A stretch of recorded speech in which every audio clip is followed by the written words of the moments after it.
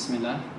Alhamdulillah Rabbil Alameen. Wa salatu wa salamu ala Sayyidina Muhammadin wa ala alihi wa sahbihi ajma'in. Wa man tabi'ahu bi ihsanin ila yawmiddin. Rabbi shrah li sadri wa yassir li amri wahlul 'uqdatan min lisani yafqahu qawli. Assalamu alaikum wa rahmatullahi wa barakatuh. Very good evening. Yeah, thank you very much, sister. And I would like to thank as well the IIIT for organizing this workshop and for inviting me here as well to share with you what I have related to the course or the book that is on knowledge and civilization in Islam. But before we proceed with that, maybe I'll go back to in order to understand the knowledge, the concept of knowledge. And perhaps most of you are aware of it if you look at it from the Islamic perspective. But if you look at the contemporary situation of the world and the civilization that we are facing today, especially when I look at the Western civilization that is dominating everywhere, and how we Muslims are going to manage ourselves in this situation, and how we are going to respond to the challenges that we face from other civilizations, and especially the Western civilizations. And maybe perhaps you are aware of the globalization that is very important. Through globalization, they have replaced religion, and especially Islam. When you look at after the fall of communism, there was a religious awakening in most parts of the world. And as well as when you look at the Muslim world, there was a kind of awakening. Now the Westerners, they were very sure about this phenomenon, so they emphasized the most on the globalization. So they replaced this kind of awakening with globalization, even though it was there for some times, but it did not become, did not become obvious as it became after the fall of communism. And until today, we are facing that kind of globalization that is a Western civilization, if I say that, and other characteristics that replaced Islam that was somehow at that stage awakening. The Muslims were awakening. And another, if we say that attack that did take place, it was especially after 11 September. So when the Muslims were attacked, and not only Muslim but Islam was attacked by the West. Why? Because they saw that Muslims were taking things seriously. They were trying to develop themselves. And they attempted to provide a solution for the problems that were faced not only by Muslims but by others as well. So that is how they attacked Muslims, and they invaded the Muslim world. So that was, if we say that, another experience that we Muslims have experienced until today. And if we look back at the history, we know that the Westerners, they try to survive. That's why it is like 500 years old civilization that was introduced by the Westerners, and they ripped off that kind of civilization from a religious tone. It is like they divided religion from state, and that is the state that regulates everything, whereas the religion was marginalized. So now Muslim scholars, they try to find a way how to solve that problem. But when you look at these two concepts, as it is mentioned here, knowledge and civilization, from our perspective, we have a different narration, and from their perspective, they have their own narration. If you look at the sources of Islam, there is the Quran and the Sunnah. And as I mentioned, that all of us as Muslims, we are aware and we believe in the sources of knowledge from the Islamic perspective, that Quran and Sunnah, we don't doubt in that. Let me read a few verses from the Holy Quran as far as ilm is concerned, as well as tatawur, if we say that development, and the warnings that Allah has given to us and the lessons through the Holy Quran. We can say that when you look at the parables that have been addressed in the Holy Quran, this will make us as Muslims realize the fact that we have to develop ourselves regardless of the consequences that we face and regardless of the time that we live. But before that, if we go back to the life here in this world, when Allah subhanahu wa ta'ala created Adam alayhi salam, and you know that story, then because of forgetfulness, he did not keep the promise that, or the covenant between him and Allah subhanahu wa ta'ala. Then that was the purpose of creation, to come back to this world. Now, from Adam alayhi salam up to Nuh alayhi salam, we know that people, they lived according to one way of life, and that is Islam. Now the problem started with the people of Nuh alayhi salam. It is like some of the Muslim scholars said that it is kind of 7 generations between Adam alayhi salam and Nuh alayhi salam. And people, they followed one way of life, they worship Allah subhanahu wa ta'ala. Now when there was a deviation that did take place, so we have a change of knowledge. We can say knowledge that Allah gave to man from Adam alayhi salam up to Nuh alayhi salam, or the people of Nuh, it was constant, it was transcendental, and people follow it. But when they rebelled against Allah subhanahu wa ta'ala, and you know that when people became arrogant because of takabbur, they thought that now we are better than the Creator, so they rejected the truth, and they, as you know the story, for 3 or 4 generations, Allah subhanahu wa ta'ala, if we said that, tested them, and they failed the test, until the destruction did take place. So that is how there is a gap, if we said that there is a pausing between us and Adam alayhi salam, that is, it goes back to Nuh alayhi salam. Because after the flood, and perhaps we heard that, we said that Nuh alayhi salam is our father, and this will lead us to Adam alayhi salam. So that is how we can say that knowledge according to the Holy Quran, it is sublime, it is perfect, and it is from Al-Alim, Al-Hakim, it is from Allah, the one who has given us knowledge. Now let us see, if we look at Surah Al-Baqarah, verse 31 to 33, the conversation that goes between Allah subhanahu wa ta'ala and the angels, when he gave the knowledge to Adam alayhi salam. أعوذ بالله من الشيطان الرجيم بسم الله الرحمن الرحيم وعلم آدم الأسماء كلها. You see that the concept of knowledge, it is mentioned here. It says that Allah has taught Adam alayhi salam the names, all of them. It means that man has been created to that ability to know all the names. So we have that knowledge that is embedded when Allah created us, before we come to this world. And you see, ثُمَّ عَرَضَهُمْ عَلَى الْمَلَائِكَةِ. Now you look at the angels, they were created before Adam alayhi salam, but because of the honor and the place that Allah has given to us, so that is a challenge that Allah is doing this towards the angels. Then he said, okay, if you know, then you tell us about this. You know? And Allah offered this to the angels.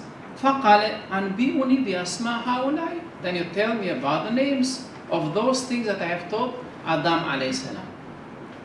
You see, that is a Quranic, in kuntum sadiqin.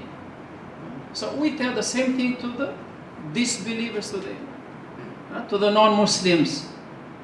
You can look at the Surah Al-Baqarah, how Allah describes the munafiqin.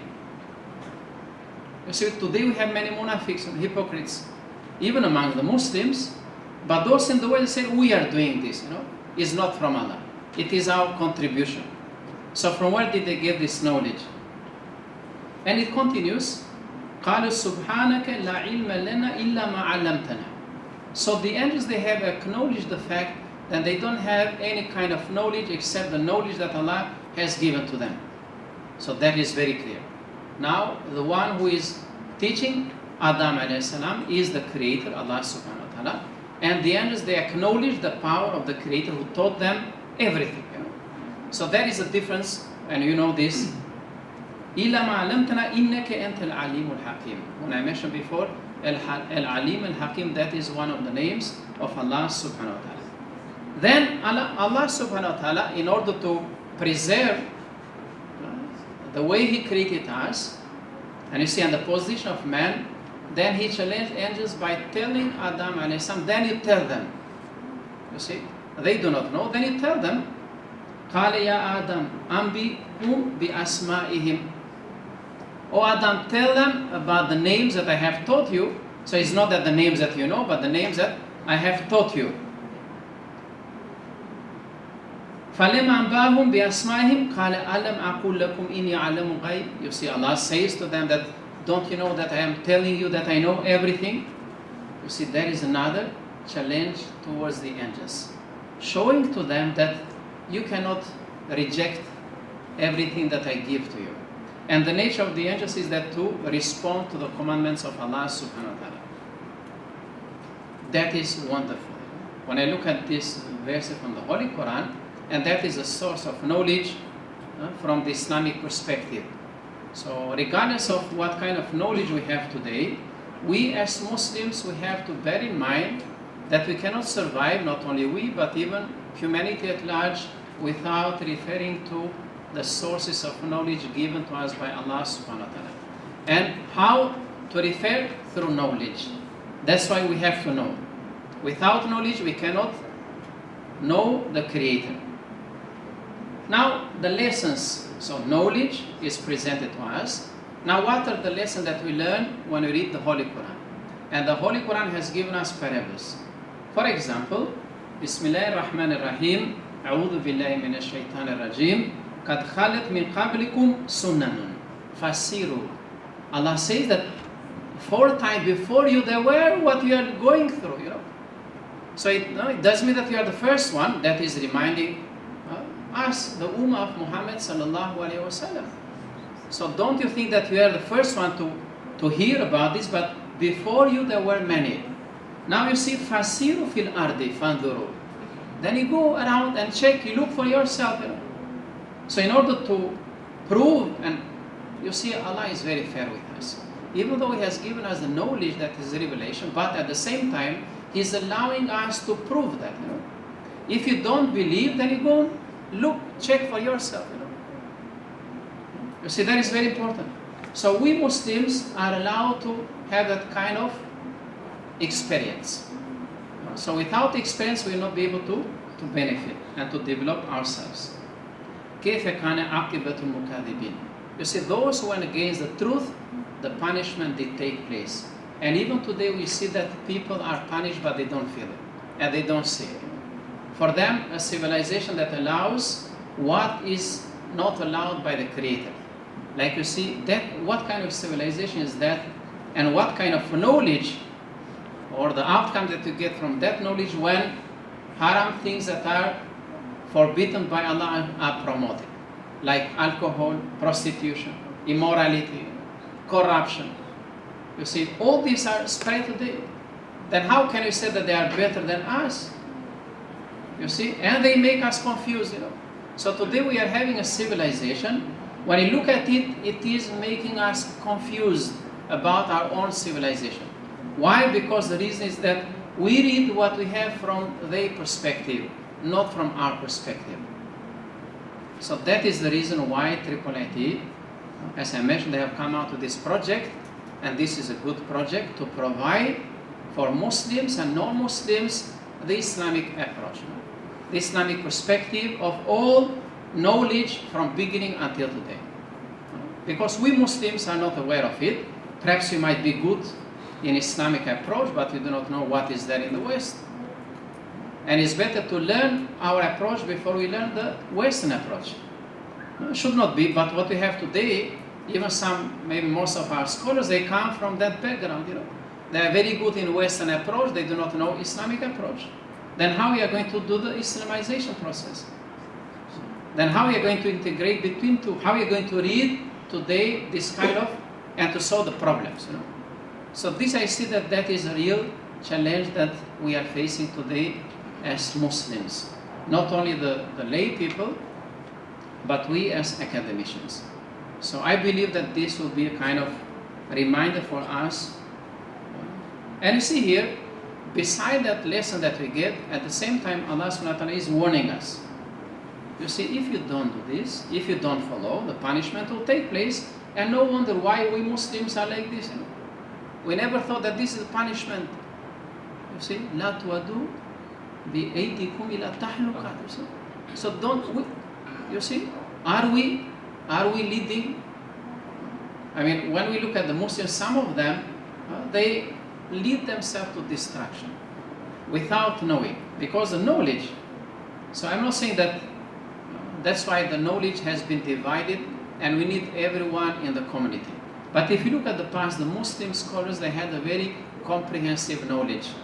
And the knowledge that we have today, it is not our own system of knowledge. We have borrowed that from the West. And they divided us and they are telling us, no, you don't have to interfere into politics.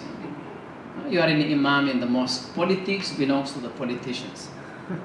That is the reality. And the politicians, you don't have to interfere to the job of imam. That is imam job.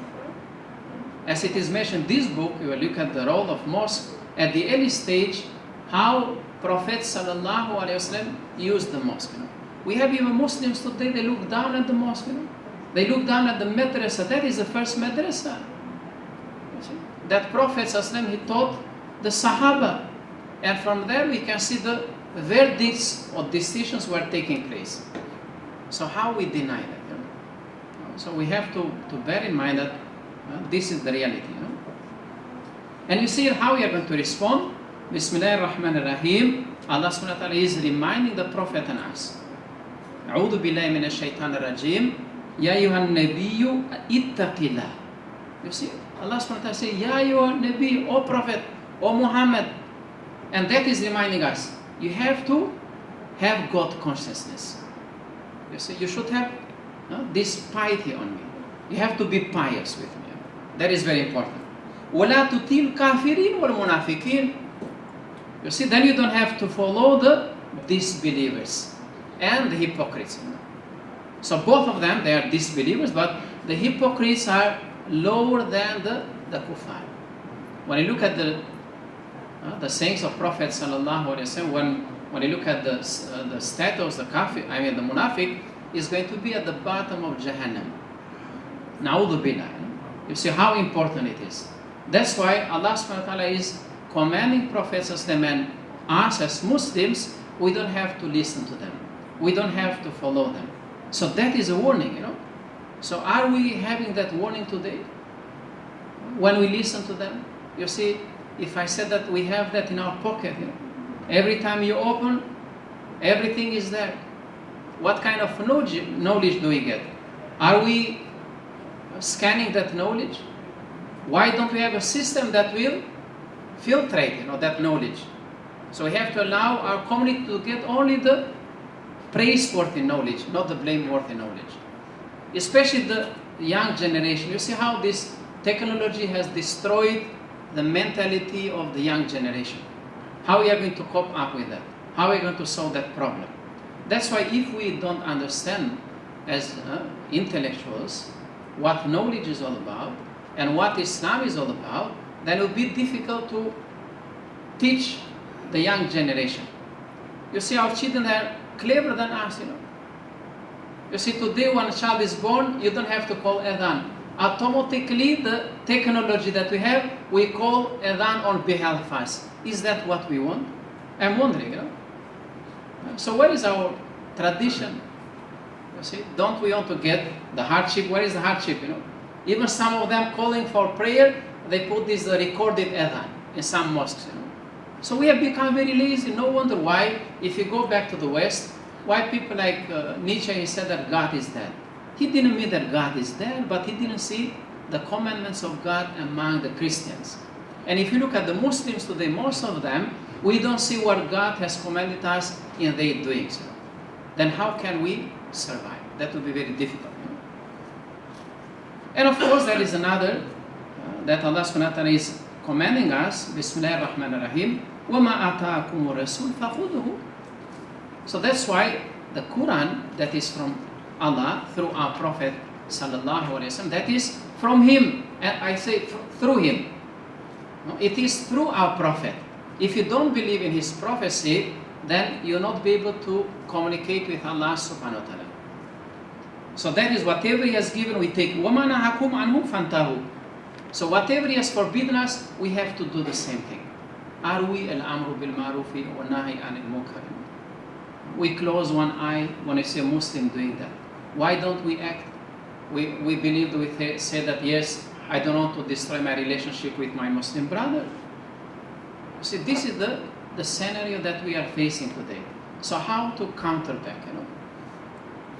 Now, there are other terms that Allah subhanahu wa ta'ala has addressed in the Holy Quran. Besides ilm, we have al-imkaniyya, al-qudra, al-hidayah. You see, you read the Holy Quran.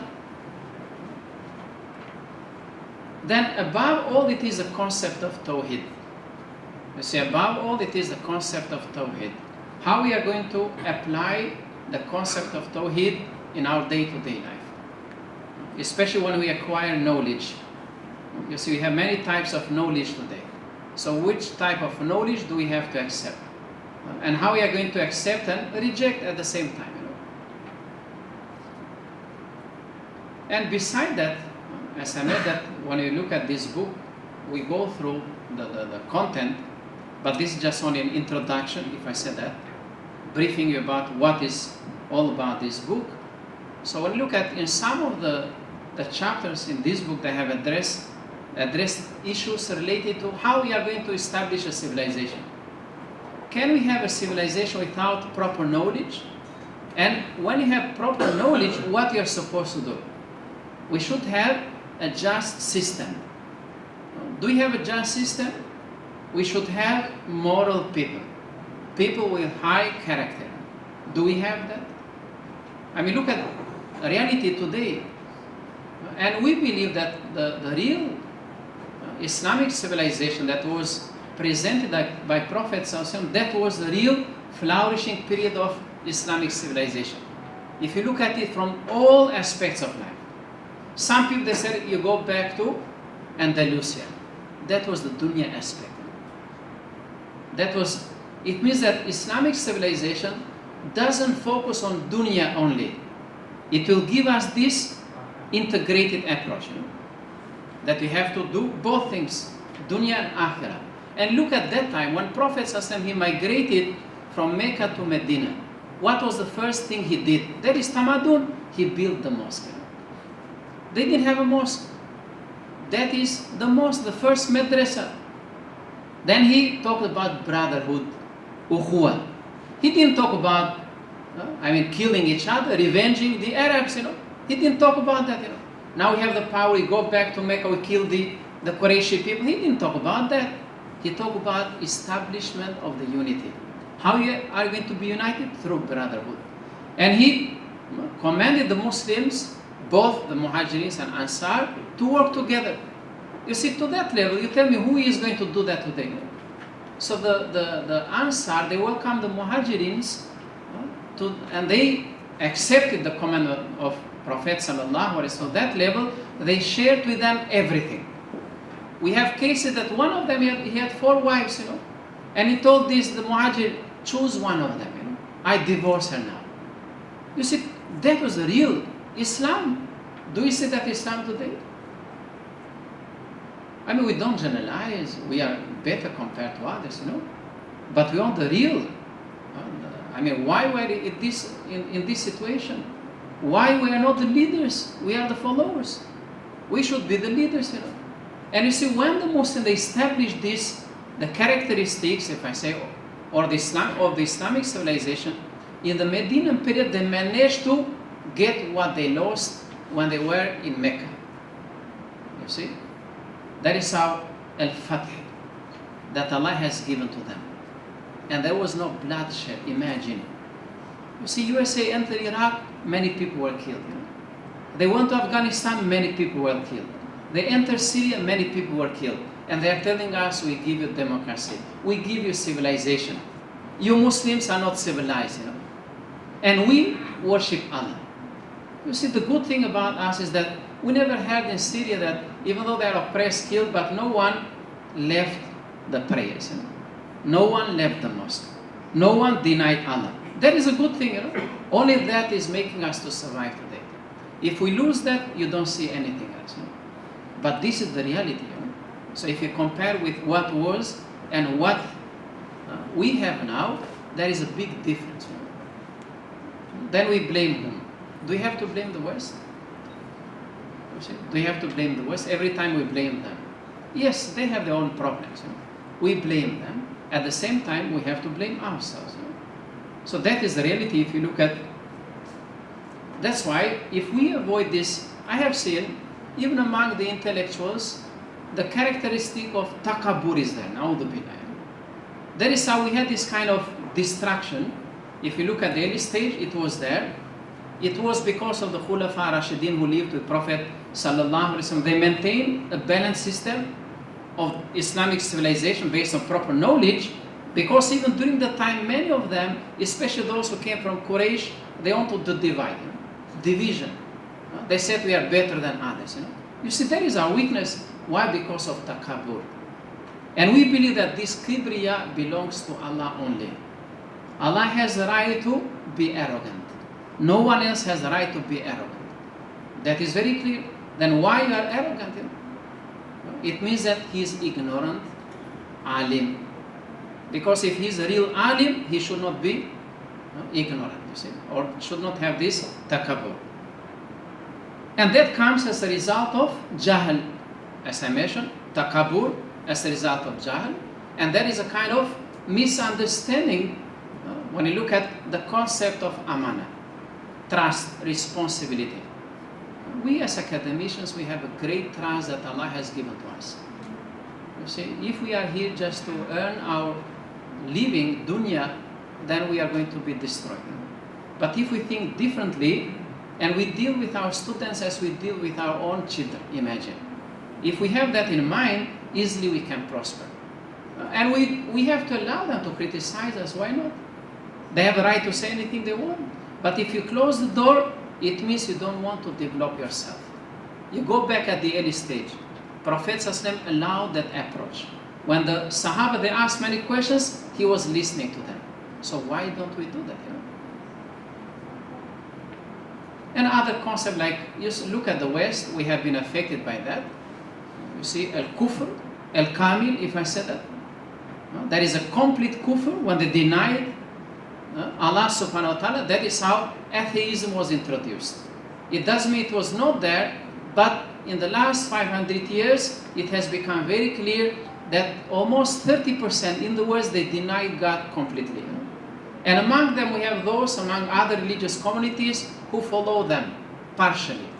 So, and these are in a real al-khusran al-mubin. Why? Because they don't believe in Allah. They don't apply what they believe properly. So they lose dunya and akhirah. So we are wondering, at least those, the kuffars, they enjoy dunya. They reject God, they enjoy dunya according to what they have. But are we indeed enjoying what we have and claim as Muslims? So I think that would be very important. That's why when you look at the contemporary challenges, like we have the economic, intellectual, political, social challenges, I don't want to say religious because Islam governs everything, And that is the connotation. When they look at religion, they divided aspects of life according to them, not according to us. That's why Islam governs everything. We don't have to divide between mosque and society, So we have to reflect everything that is in the mosque outside in the society. That's why to be a real alim, you see, we have this Al-Mawardi, for example, many Muslim scholars, Al-Imam Al-Ghazali and others. When you look at the definition of knowledge, you see, some of them say that who is the proper scholar? Is the one who narrates or is the one who reflects the knowledge? You see, the one who reflects. I mean, we have many Muslims, they memorize the Holy Quran, but do they reflect what they memorize? That is very crucial. So when you look there, they have a very beautiful voice. We say Alhamdulillah. But the thing, do they reflect what they recite? So that is our weakness, perhaps, So not only them, but every Muslim should reflect everything that he knows about the reality. And that is when you go back at the early stage, why the Muslim and later on, why they developed themselves, because they had this kind of the right and true knowledge and the right and the true application of that knowledge. So that's why they said for us all this. Now let us look at, I hope you have the course outline. Do you have the course outline? Yes, we have. Yeah, this is the course outline. But if you look at the book itself, it comprehends the course outline, but not in according to what we have discussed in the course outline. So it is not like you refer to, but if you look at the first part, comprises of 5 chapters. It is discusses the concept of knowledge, and the second part discusses the concept of civilization. So let us look at this. Yeah, these are the particulars about the book.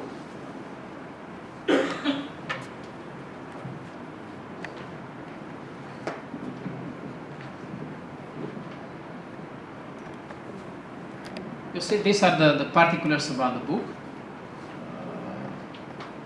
I am one of them who contributed in this book. That's why I'm sharing with you that experience. But this book is edited by Dr. Kabuye Uthman Sulaiman. He is a lecturer in our university. It is published by IIIT. And you see that it's published in Malaysia 2017, and this is the first edition that we have. So there is a way that we are going to come out with the second edition until we give the audience what is required. And you see the main objectives when you look at this book, it deals with what? 2 important concepts, as I mentioned to you, that is knowledge and civilization from Islamic perspective. And indirectly, inside the content, you have this, the other perspective as well, how to respond. So that is very important, you know. Perhaps we read the newspaper, there are many problems or many information, how we are going to detect that this is the right information from the wrong information. And the contribution of Muslim scholars and scientists in different fields of knowledge. As I mentioned before, almost 13 centuries, we were leading the world, you know, in all aspects of life. And the Muslim scholars of that time, they had very comprehensive approach about knowledge. I can give you an example. Maybe you know Biruni, for example. Biruni was a great scholar, not only in Islamic disciplines, if we say religious, from that perspective, dealing with spirituality, but dealing with other sciences like mineralogy. And he is the one who, claimed that where USA is, he was able to, in astronomy, you know. So do we have this, if I'm an expert in Islamic studies, do we have knowledge about other sciences? You see, today we don't have that, you know. Rarely you find a Muslim scholar who has that kind of integrated aspect, you know, like it was before. And the contemporary, that is the last part. Now you see the first part, so I divided this into 2 parts that describes through these chapters, that we have 5 chapters, the knowledge, the concept of knowledge from Islamic perspective, its meaning, classification.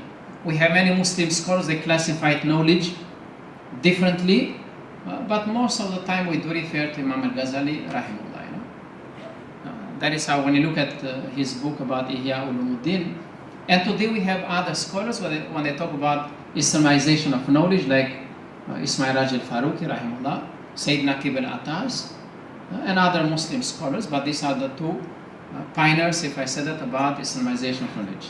But it doesn't mean that started, that is meant for our time. You see, these 2, if we said that, like Faruqi, rahimahullah, was living during the Western, in the West during that kind of development, you know. That's why he wanted to find a way how to respond. Looking at the Muslim world that was dominated by the Western system of education and how to respond to that, you know. And aims and importance, why it is important, knowledge. Why do we have to have proper knowledge? If you look at Biruni, he gave us different types of reporters, you know. Like today, in journalism, they talk about ethics. Do they have ethics? Do they maintain ethics when they inform people about the news? And we see that most of them, they do not follow ethics, you know. They are giving us news because it is a business, you know. Then we don't have the real journalism. Or here we talk about the people that are behind this system, you know. And the main difference between the Islamic and secular conceptions of knowledge. So here you can look at the West, how it developed, what kind of knowledge they presented to us, and how do we respond from our perspective. But here in this book, in this chapter that is dealing with that, is looking at it from the Islamic perspective. And then drawing a distinction between Islamic perspective and the secular perspective. And the second part, this is the concept of civilization. You see the first part is dealing with knowledge, and here it is about civilization, the meaning, history of civilization. And we have some of this in the content of this book, even though when I mentioned to you that from Adam alayhi salam up to Nuh alayhi salam, we have very clear that is Tawhidic civilization. We don't have any other kind of civilization. But if you look at it from the Western perspective, they are telling us that other civilizations are better than Islamic civilization. How we are going to respond to them? So is that kind of civilization accepted by us? And here we compare and contrast, in order to look at the common things that we have with them. It doesn't mean that everything that is there, it is bad, So when you do this kind of study, perhaps you are going to find many good points, and we take from them. So it doesn't mean that we add to Islam, but we add to our understanding. So Islam is perfect, And characteristics and importance, Islamic perspective of civilization, Muslim scholars on civilization, the early state, the classical period, and contemporary period. See? Perhaps you might have your own point of view about civilization.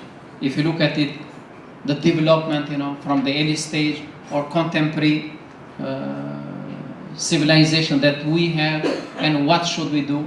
Do we have to improve that, What are the solutions? How we are going to do that?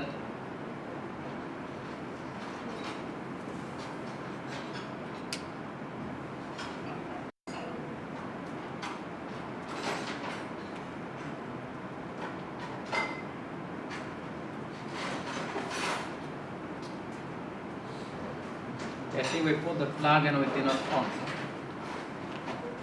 I think it's coming.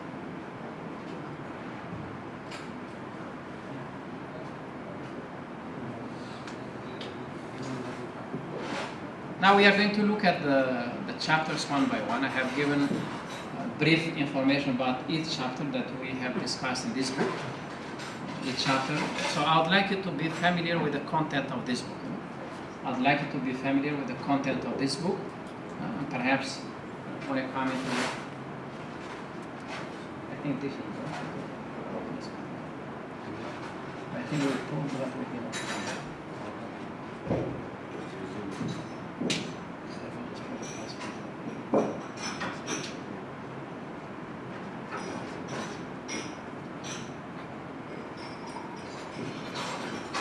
Okay.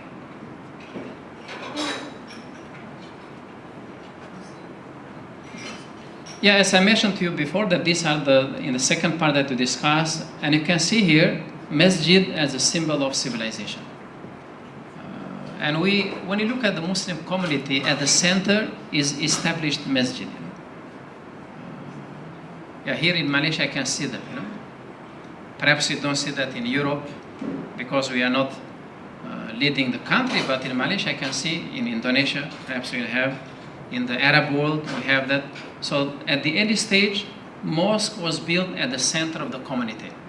That is why it unites and brings the Muslims together. And every decision, it was taken in the mosque, not like today. Today the mosque is meant just only for prayers and for ceramah, for what, you see. And some of Muslims that they get angry with the Imam, why he's telling us the same thing, But that is for dhakir, So the Imam is doing that job, dhakir. So he's reminding us, imagine if we stop that, we are going to be lost, like others. You look at the Christians, nobody goes to the church. Like the Muslims, they go to the mosque. Why? Because they go only once a week, and even that, they don't go at all, especially in the West.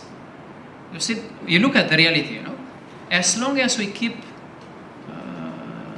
in touch with Allah subhanahu wa ta'ala, we are going to survive. The moment that we disconnect ourselves from Allah, then you wait the day of judgment.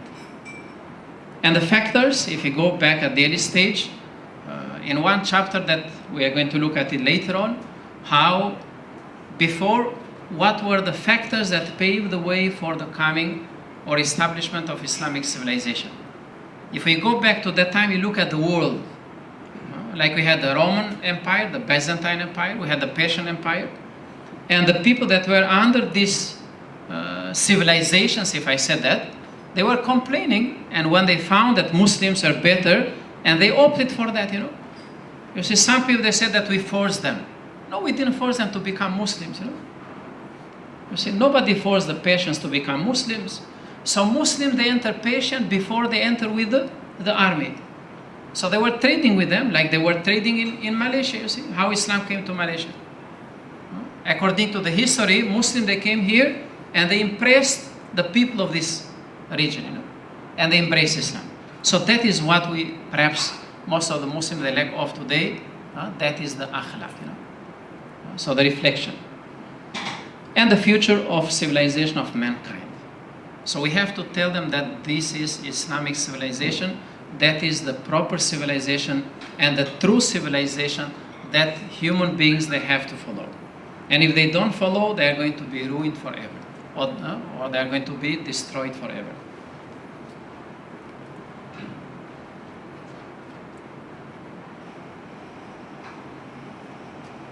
Yeah, it's not. Okay. This is technology.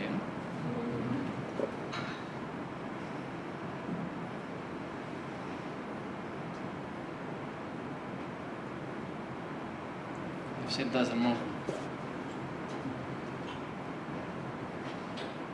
Okay.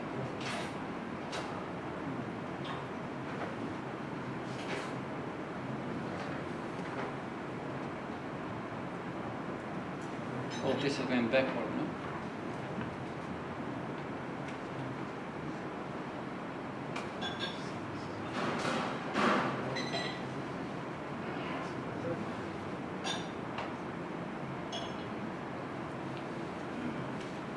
Okay, now we look at the outcome.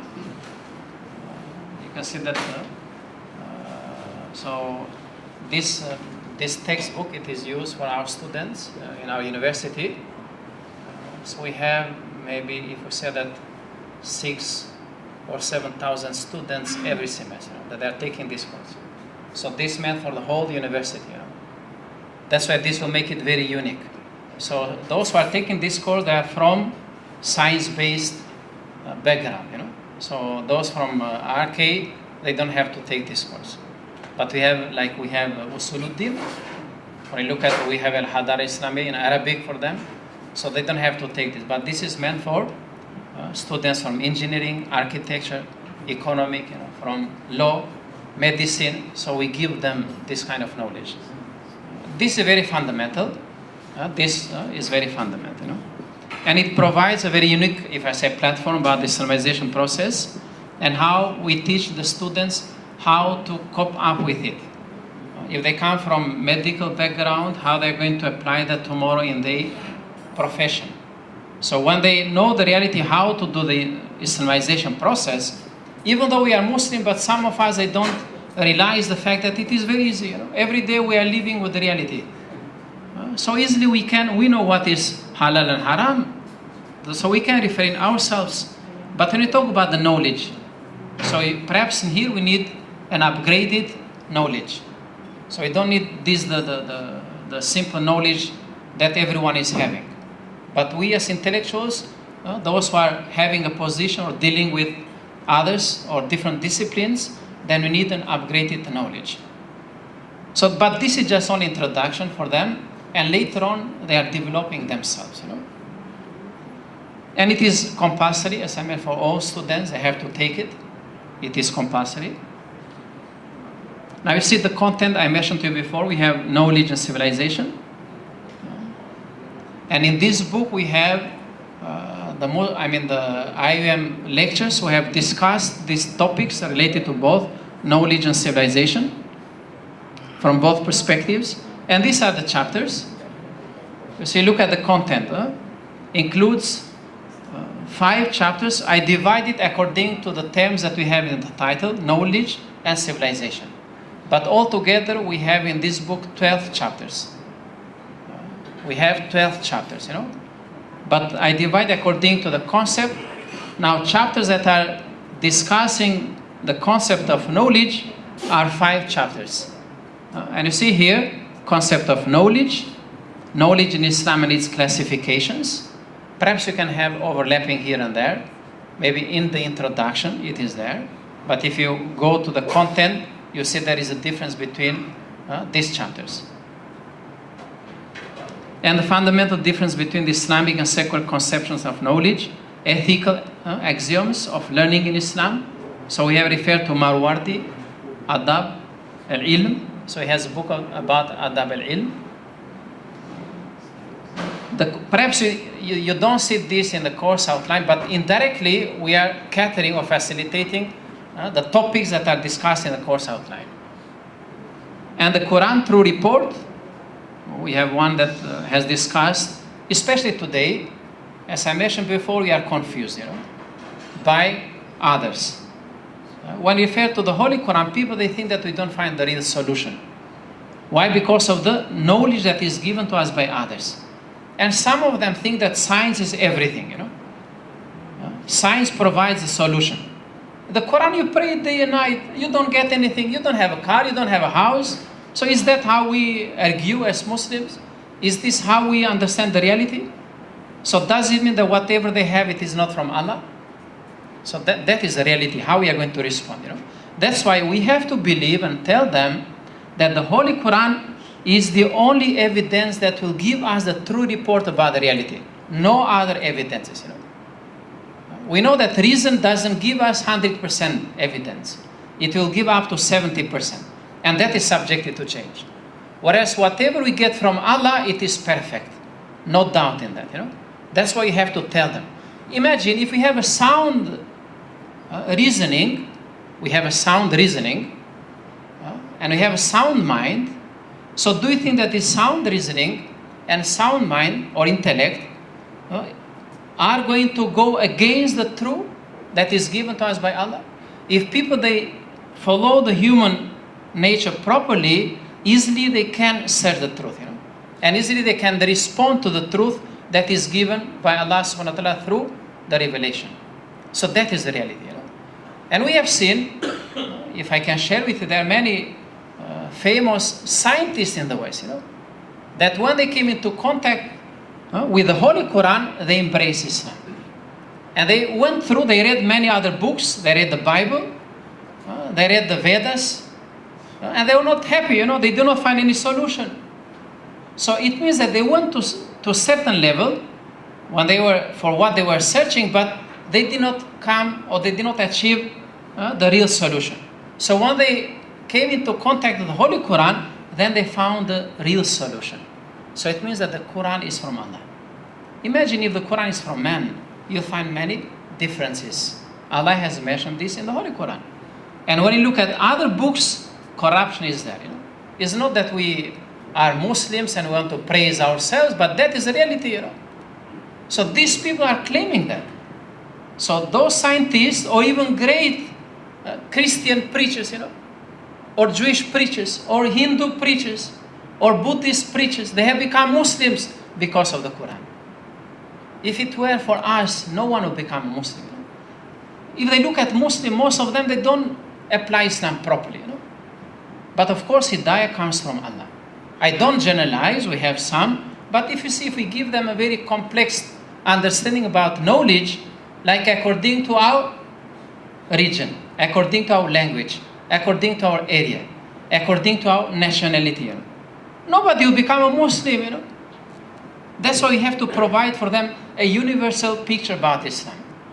So regardless of the region that we come from, language that we speak, tradition that we have, customs that we have, color that we have to tell them Islam is one for all.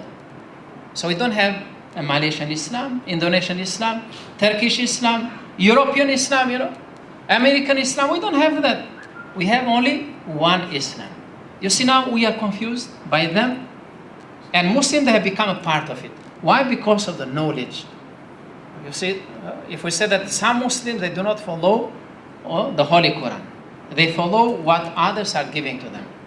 How we are going to refer to a non-Muslim and we read the Holy Quran through him. And we don't read the Holy Quran through a Muslim scholar. I mean, this is the reality. I'm not saying that we avoid, but we have to evaluate them. That's why we have to study when we have this strong background from both aspects, we allow them to write, but when we read them, easily we know the weakness or their weakness, and how to respond. Yes, we have like many, even Christian scholars, they have written about Islam, Maybe heard about Karen Armstrong, a Christian scholar. She has written about Muhammad sallallahu alaihi wasallam. If you read the book, you say that she might be a Muslim, but she's a Christian. But when you read, this is contemporary Orientalism. You see, yesterday they attacked us, but today indirectly they provide this knowledge, and we don't refer to our sources written by Muslim scholars. That's why when we provide this kind of literature, and this is written by Muslims, so we have to be proud, and we give this to the non-Muslims. You see, we don't have to look at the past, we need the present. Because every time we refer to Imam al-Ghazali, do we have Ghazalis of our time? So we need the Ghazalis of our time to tell others that we have a scholarship of today. We don't have to be, we are proud of yesterday, but we need the scholarship to facilitate our time. And the West is providing that. So we have to provide for ourselves and to counter that back. That's why we need to refer to the Holy Quran. You see why we said that knowledge, it is very important, and the way how to deal with that knowledge and the sources of knowledge. Now, if we have the proper knowledge, easily we can establish the true civilization and we can maintain that. That's why Islamic civilization, it is not a compilation of things, Islamic civilization is not the compilation of our traditions, of our cultures, or our differences. No, it is from Islam. That's why to make Islamic, it is like how do you draw a distinction between Islamic scholar and a Muslim scholar? So when you talk about Islamic scholar, there is no change, You see, a Muslim scholar, perhaps he might change. Now we have Muslim civilization. And when you look at the Andalus, it was the contribution of the Muslims, And why we call this? Because some of them deviated. And how can you call that Islamic civilization? So if you compare between the time of Prophet ﷺ and the Khulafa Rashidin and the later developments, then you can see that what we produced later on and what was there. So we have to draw a distinction between what is meant to be Islamic civilization, Muslim civilization, and other civilizations. So at the beginning, there is a brief history about civilization in general. So here you can see they have given us information about the old civilizations according to them, You see, we said that when Adam a.s. came down to earth, he did not go into the cave like Darwin, He's telling us that this ape, when became a man, entered the cave, was naked, The West, the West, they are going to the cave now, Because when that man came out from the cave, put on the clothes, And those in the West, even some Muslims, they are taking off the clothes, na'udhu. But we believe that Adam a.s., that's why Allah taught him the names, of all things. So when he came, he built the house. It was not necessary to go to the cave. Why he should go to the cave? You see, Allah gave him everything to protect himself, to build and protect. That's why he built. He's the first one to build that civilization on earth, according to the Wahy. That is very important, But others are telling us that Egyptian civilization, that is the old civilization. The Indian civilization, that is the oldest civilization. You see, look at the reality, What about Islamic civilization they say the latest civilization. And if you look at from their perspective, they talk about evolution, development, That's why there was corruption, then we have this true civilization. We say, no, there was no corruption. Islam was one, is one, will be one. So Allah is there, will be there forever. So do you think that Allah commanded others to worship idols? That's why when they deviated, they created that civilization that people, they claim these are the oldest human civilization. We agree if they said this is the product of man. We don't have any problem. Is it clear? If they said that is a product of the Egyptians, we don't have any problem. From their perspective, we say, yes, that is your product. It is not the product of Allah subhanahu wa ta'ala. Then how Muslim scholars contributed to this knowledge and civilization? the factors for the rise of Islamic civilization, as I mentioned before, and the contribution of the Malay scholars, since we are not only the Malay scholars, but the Malaya world. So Malaya world is one, Indonesia, Fatani, in Brunei, all this is the Malaya world. And you see, because of the colonizers, we were divided. So when they came to this part of the world, they divided us. Why? Divide and rule. And we never learned from that, And today they divide us more. Psychologically, they have divided us, And we say that I'm better than you. Within the same, you look at in the same, even in a Muslim family, Muslims are thinking differently. Why? Because of this. They'll never stop working, and we don't have to stop working as well. So you don't expect shaitan to sleep. You see, what they follow, that is the work of shaitan, We believe in that. But we don't, when we deal with them, we don't tell them that you are a shaitan, But we tell them this is wrong. So you don't expect them to stop. And they don't have to expect us to stop, If we stop, we are destroyed forever, And if they stop, they will not maintain themselves. So you are going to have this until the day of judgment. May Allah protect us, And you see here, briefly, I think we have time. We can finish that, You look at, I give you briefly the content of each chapter, briefly. You see here in chapter 1, it is about the concept of knowledge from Islamic perspective, but indirectly you can find that they have referred to our day-to-day life today, how to respond to the knowledge that is given to us by others. But here, the sources of knowledge have been discussed. How you are going to understand based on Quran and Sunnah. And I have given to you before this verse from the Holy Quran. And when Prophet sallallahu alaihi wasallam, you see, when did he become a prophet? He became a prophet when he was matured. You see, when he was matured, when he was 40 years old. So how many of you they have reached the age of 40? How many of you they reached the age of 40? None of you. So you are younger than 40. So it means that you are not matured, You see, that is the reality, But we have Isa alayhi salam, he was a prophet when he was 30 years old, Is it clear? Allah knows that is a plan of Allah, That is a plan of Allah subhanahu wa ta'ala. Because when you look at the burden that was given to our Prophet sallallahu alaihi wasallam, all prophets are the same.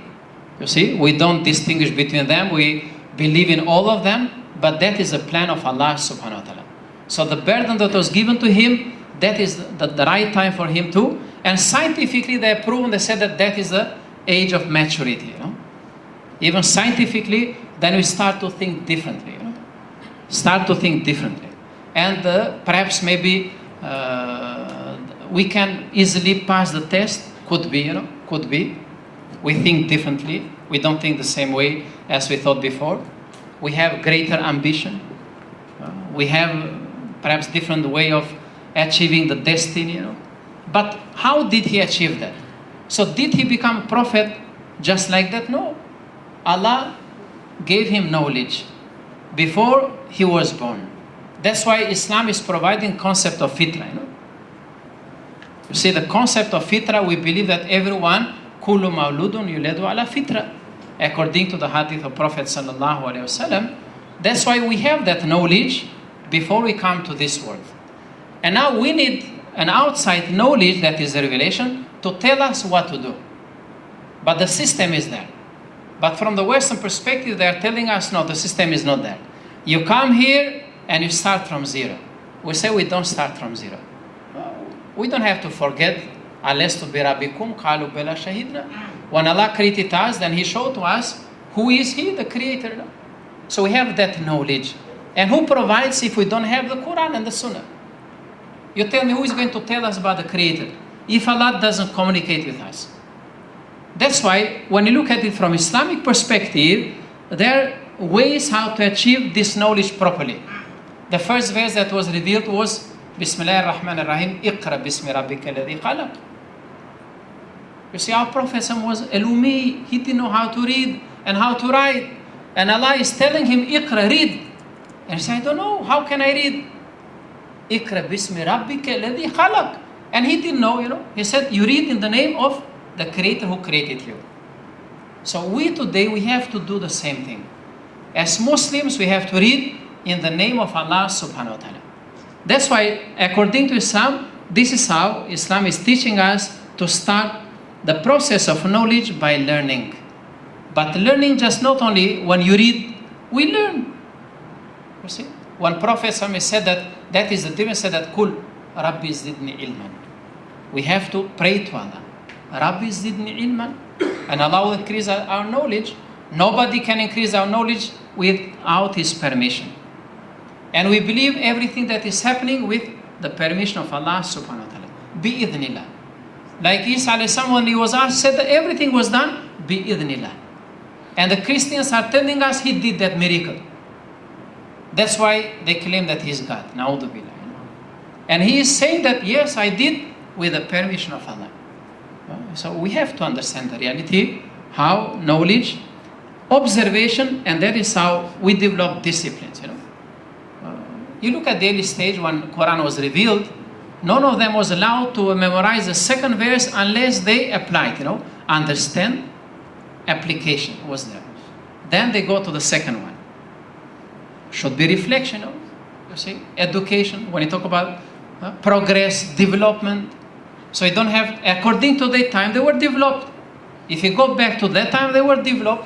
According to our time, we are not developed. The Western are more developed, because they look at dunya aspect only.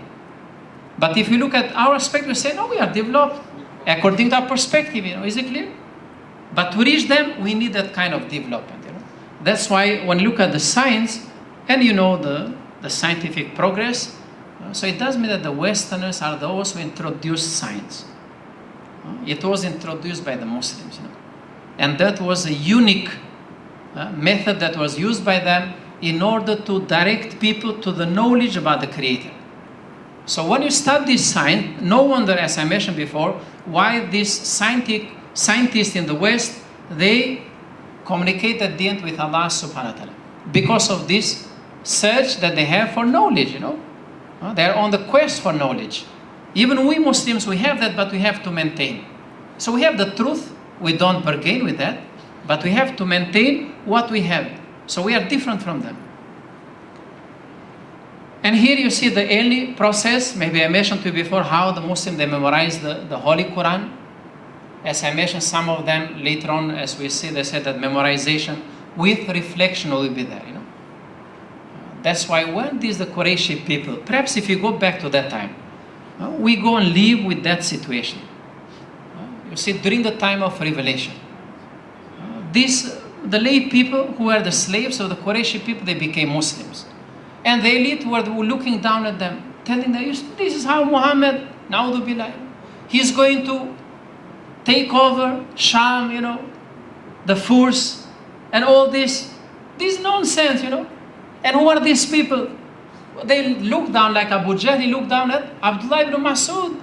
Every time when he sees him, he'll slap him, And Abdullah ibn Mas'ud is the great Muslim scholar. And he was a shepherd, imagine. And he didn't have anyone to support him. You see, this is the knowledge that we should have. So we don't have to look down at lay people, regardless of their background.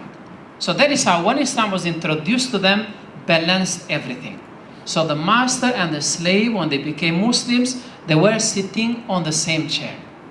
And that is something that the Qurayshi people, they couldn't tolerate. As today, we have, you see in the West, they think that they're better than us.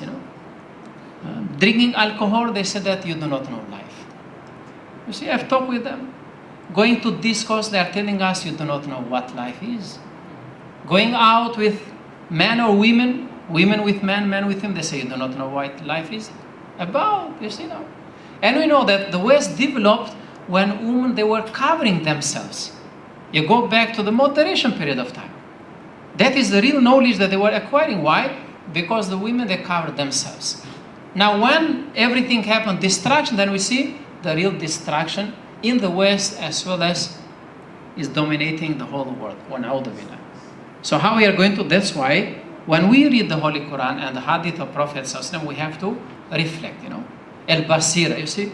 When you look at the terms in the Holy Quran, Al-Basira, is it, when you say that Al-Basira, it is with the eyes of one's mind, that is the real Basira. It's not with the real eyes. Have you seen sometimes we see but we don't see, Then you are thinking, it means that you are working. But if you look at things, you don't reflect, then you are blind already. You don't see the reality as it is. So we have to look at, and how they urged to search for knowledge by focusing on the intellectual, later on spiritual and social aspects of life. Now somebody will ask, at the early stage, up to the 70, perhaps Muslims didn't bother too much. Why? Because everything was provided. But when the Tabi'in, they were leaving them, then they thought that is the time of the great scholars, the great Imams.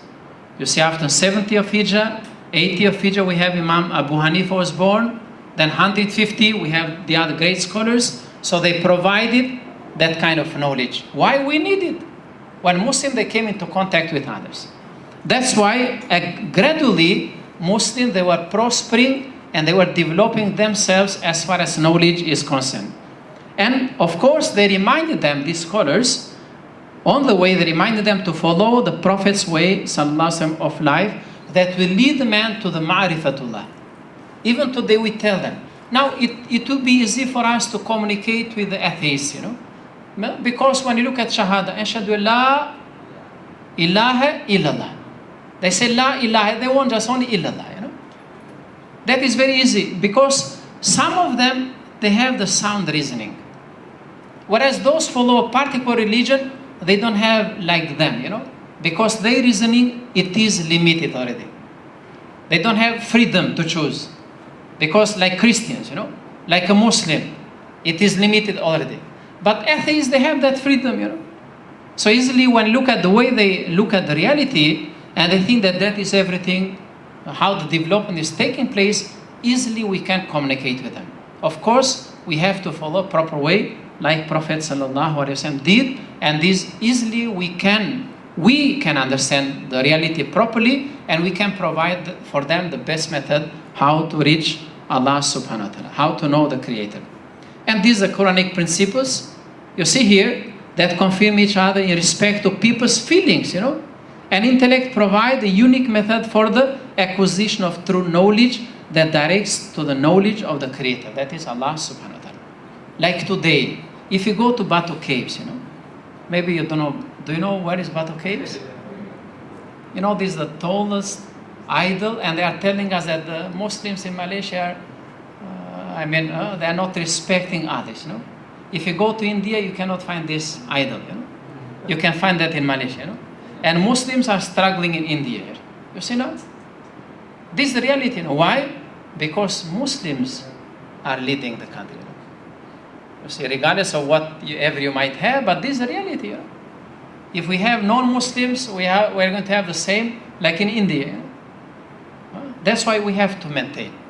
So I don't look down at them, but this is the reality, And they still complain. You see? And they still complain. That is how? When you go there, have you visited Batu Caves? And you mock at them, what will happen? You vilify that idol, Lord Murugan, Yeah, they call it Lord Murugan. For us, it's nothing. If you vilify, what will happen? They will crucify any one of us. They will sacrifice us. They will kill us. Why? Because the feelings, You see, this is very important. We are touching one's feelings. Now, when we achieve that level, we have a close relationship with these people. Easily, we can discuss different matters, and issues. Easily, we can touch them. We can tell them, why you worship this stone, If you believe that there is a real God, then you communicate with Him directly. Perhaps when we can have that approach, when we get closer to them. But if we go there and we vilify what they have, it is not allowed. Basically, that's why Islam provides that kind of unique, and when they come to conscience, the right conscience, about the reality, they all know that what they're doing, it is wrong. Because we believe that revelation that is sent by Allah does not contradict the sound human reasoning. And what we see in others, that is polluted human reasoning. That's why they don't see the truth as we see it. You see, they don't see the truth as we Muslims see. Why? Because we are guided by the Holy Quran and the Sunnah of Prophet sallallahu alaihi wasallam. I think this is all about, when you look at the first chapter, briefly, perhaps when you read it is up to 10 pages. So we need maybe more than one day, if you go one by one. But this is just briefly. So when you get the book, you can read, you can give us the feedbacks, that will be great. That can improve, can make it better, inshallah. And chapter 2, knowledge in Islam and its classifications. So briefly at the beginning they start with ilm, what I mentioned, how it is mentioned in the Holy Quran. The connotation of ilm in the Holy Quran. And the connotation of ilm according to the Sunnah of Prophet sallallahu alaihi wasallam. And you see this very important, talabul ilm, for example. Outlubul ilm hatta sin. So we have these sayings of Prophet sallallahu alaihi wasallam, aw adab. You see, fa'adabani law fa'asantu asanili ta'diban. So these are the terms that are used related to knowledge. So adab, that is related to the character or ethics, So it means that knowledge from Islamic perspective, and you see why Prophet came at the end to fulfill what was there. That's why, according to the Holy Quran and Sunnah, the knowledge that we should have should be reflected in our actions. But how, if we do not follow the sources, perhaps it will be difficult to reflect that properly in our day-to-day life. That's why here, according to the Holy Quran, the sources, the knowledge that we acquire from the sources will teach us how to, how to know the religion of Allah subhanahu wa ta'ala. You see, look at the Holy Quran. أعوذ بالله من الشيطان الرجيم بسم الله الرحمن الرحيم اليوم أكملت لكم دينكم وأتممت عليكم نعمتي ورضيت لكم الإسلام دينا. You go and search in other scriptures. Do you find any verse in those scriptures assigning a name for that religion? You'll never find, only in the Quran. You look at the Bible, you look at the Vedas, you look at all this. You see, you'll never find. So that's why the one who is giving us is telling us what to do. So the Creator, He created us and He knows what is better for us. That's why He has given us Al-Islam. What is Al-Islam? You see here? Submission. So we should have that knowledge in order to submit ourselves to the Creator. Recognition and surrender and obedience to the will of Allah subhanahu wa ta'ala. Now, if we don't have, as I mentioned before, a revelation from Allah, if Allah doesn't communicate, then people will be killing each other. That is reality, Na'udhu billah. Even though we say Muslims, they worship Allah, they kill each other. Imagine if they do not worship Allah. If we have people, they don't have revelation, then they will, you'll not have people living, You see, the animals, Allah has created them and given them a law, and they live according to the law. They have territories, So if you cross the territory, you'll be in trouble. But we are higher than everything that Allah has created. And here the classification. So we have many Muslim scholars that classified knowledge differently, like Al-Farabi, Ibn Sina. Perhaps you maybe disagree when you look at these Muslim philosophers, but they provided knowledge that we can refer to. They provided a knowledge that we can refer to because they studied the empirical world from a rational perspective. And that is a problem that was created by them, But when you come to Imam al-Ghazali, then we see the great mind that was provided by the sources, Quran and Sunnah, that he reflected in his knowledge that he gave to us. According to him, he divided level of responsibility, Fardul Ain and Fardul Kifaya. These are very fundamental, Like, what is Fardu Ain? What is the knowledge that we have to everyone? It means that everyone should do it. You look at the Arkanul Iman. You look at Arkanul Islam. Can we say that I don't have to know it? No, you have to know it. But Fardul Kifaya, like for example, it is not necessary for everyone to be a medical doctor, or an architect. So that we provide. But we should have the basic knowledge.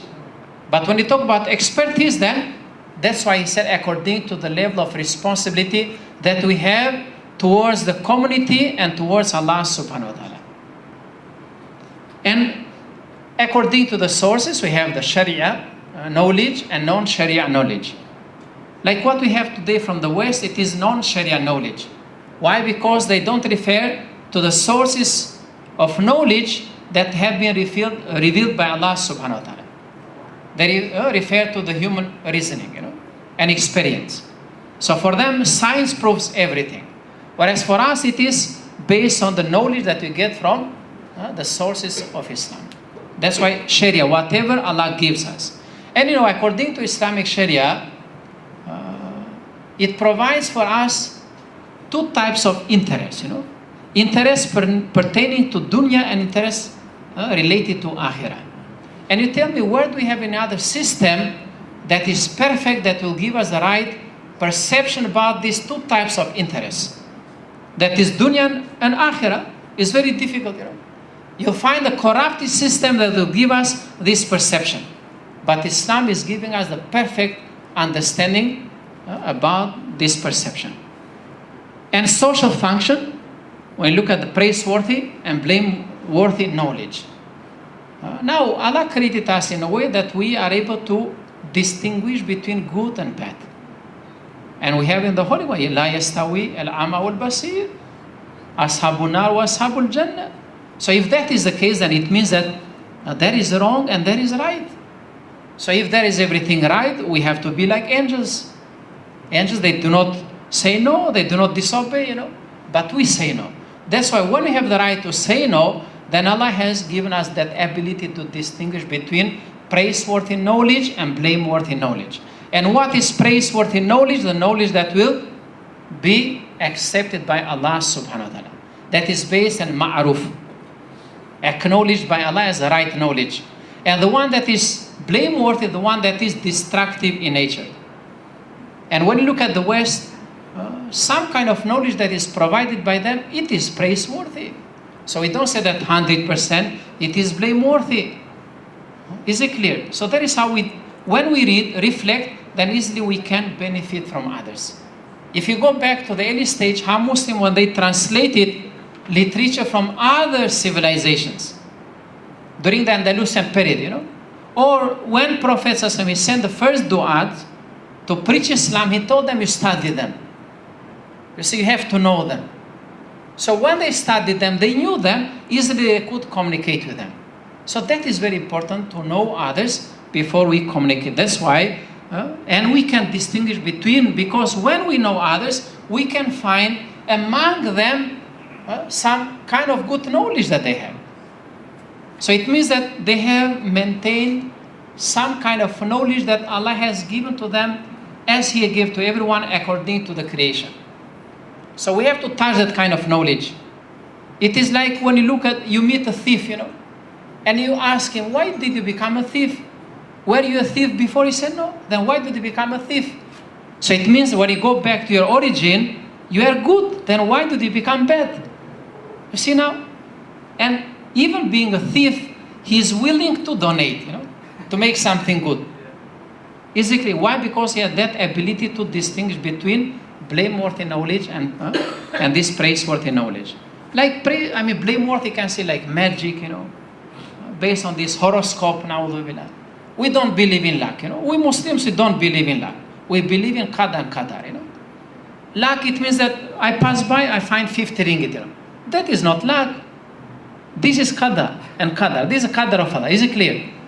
Because today this is blameworthy knowledge, Whereas praiseworthy, whatever we get from the Quran and Sunnah. Like science that we develop. For example, this mic, is making my life very easy. You see, like Imam in the mosque, reading or reciting the Quran is very easy for him to use the mic. So that is good. Or a car, for example, it is good. Aeroplane, it is good. So this is the scientific knowledge that is praised by Allah subhanahu wa ta'ala. And in line, of course, we have to evaluate in line with the sources. That's why here, if you look at this, here what is presented by Islam, that is Tawheed as the greatest unifying factor and force. We believe in that. If you read the book of Ismail Raj al-Faruqi, rahimahullah, about Tawheed, so you can see the application of Tawheed in day-to-day life. It is wonderful. You have other scholars you can read in your language, you see, but this is what that is related to our time, how to respond. Tawheed integrates all types of knowledge. You see, everything stands on Tawheed. Nothing can go beyond or outside Tawheed, according to Islam. Others perhaps they don't accept, And this will make people realize the fact, you see here, to realize and appreciate the unity of design in the universe and oneness of the Creator. Now people, when they look at who created the universe, maybe many questions will come out of nowhere. Like, who created me? Who am I?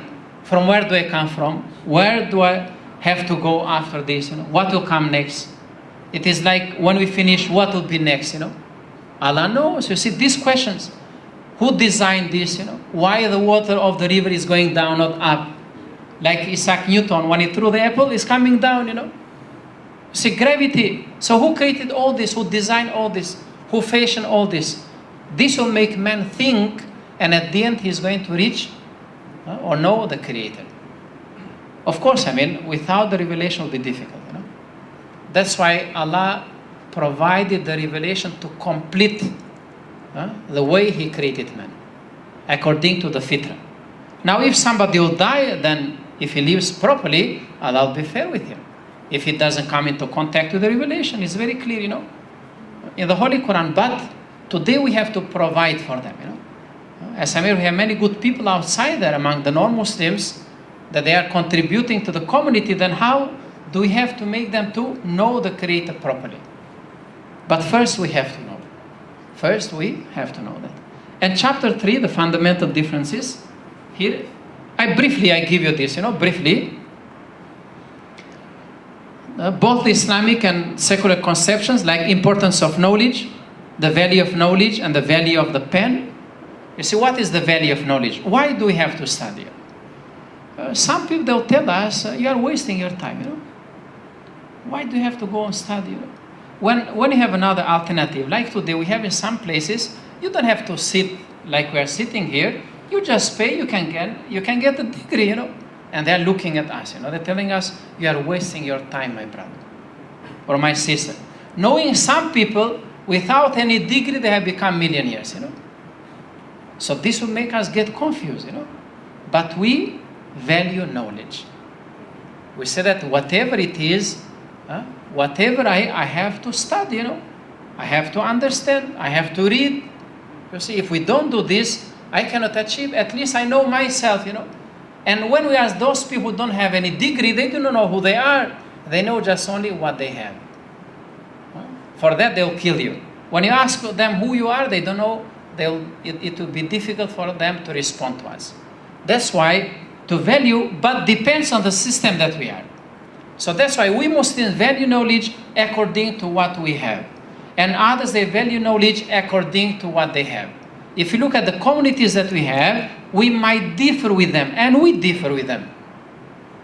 You see, there are many immoral issues that we are facing today, and when you ask these communities, they said that they are right. So that is how they value knowledge. And we tell them that is not the right way how to value knowledge. Because if you value knowledge properly, this will not lead you to destruction. This will lead you to prosperity and success, And the value of the pen. You see, the first one who was writing with the pen, who is the one? The one that Allah gave him knowledge to write with the pen. Idris alayhi salam, Prophet Idris alayhi salam. You see, that's why when he went up, when Jibreel alayhi salam was taking him up, on the way he asked him, when he met the angel of death, saying that, can you ask him how long I'll live? When he turned, then his soul was taken away. Because Allah commanded him, you go and take the soul. You read, that is in our tradition. You go and take the soul of Idris alayhi salam on the fourth heavens. And he said, I'm wondering, he's living on earth. How I'm going to take his soul there? You see, it means that knowledge belongs to Allah. Nobody knows, you know. And when they met, when he saw that finished, Idris died already, you know. And he said, now I was thinking how I'm going to take the soul of Idris alayhi salam. Then Idris alayhi salam prayed to Allah subhanahu wa ta'ala to give him knowledge that he did not give to others. That's why Allah gave him the knowledge of the pen to write, you know. This is very important. Now, depends how you use that pen. You see the signature today, you know, you sign. We use the pen. Do we sign without reading? Sometimes. If you trust people. But even whether you trust or not, you have to read. See how important it is? One signature will create many problems. As well as will solve many problems, you know. Or when you take information, what type of information do you record? You see, regardless today we use the typewriting, you know. You see, we use the keyboard. But still it is considered, when you write, even though we don't have the pen, it is considered as a pen, you know. So it depends how we use, and only then we can value the importance. We look at the outcome that we get. From where do we get, and the outcome or the result that we get. And here Allah as a source of knowledge, we mentioned this before, but what does it mean that all knowledge comes from Allah? You see, and at the end He is the possessor of everything. Like today, have you seen when Muslims they face camelities, you know? This will create a problem for them. I have seen, sometimes we think that why this is happening. You know? And we are worshipping Allah. We forgot that Allah is testing us. You see, Allah knows what is happening. When we believe and we say that everything is from Allah, finish. That will close the door for all troubles that we are going to face or create, you know. So we have to strengthen our relationship with Allah. When we claim that everything is from Allah, وَإِلَيْهِ الْمُنْتَهَى, so everything will go back to Him. Have we seen anyone that he was born and he is living until our time? Everyone will die, you know. So Allah created with that order. He created, there is a beginning in this world, there is an end. But life goes on. You see, life goes on after that. So here you see the difference between us and others. And the ultimate objective of seeking knowledge. Aren't we here to please Allah or to please people? Yeah, somebody will ask as a Muslim, do you want to please Allah or you please people?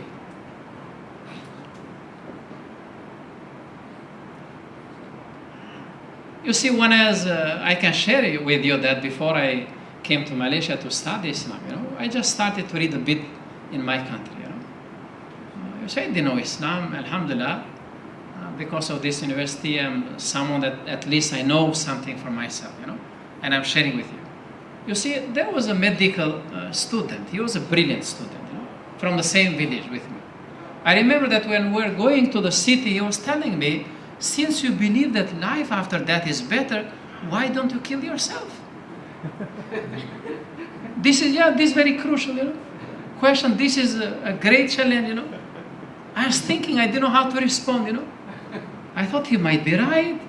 When I know that paradise is better than dunya, why we are still here?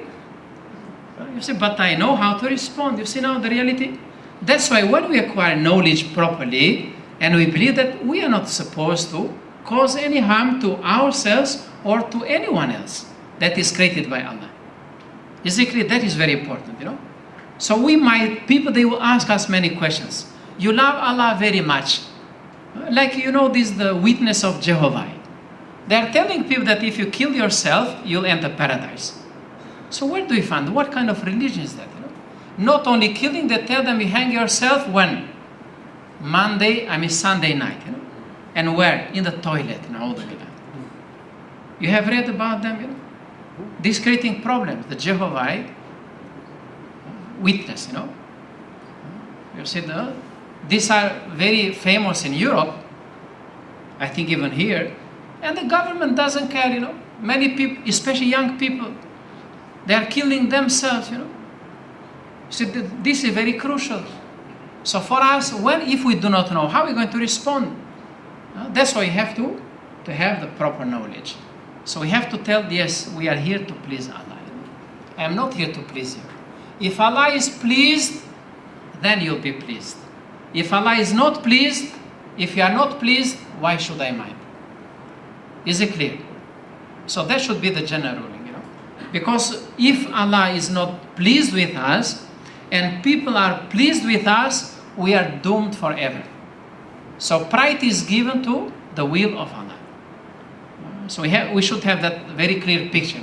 That's why in this book it is lengthy, it is discussed this how, and you can refer to other books, You can refer, but why this is SMS, we have compiled and refer to other references in order to provide a proper knowledge for our young generation and for ourselves,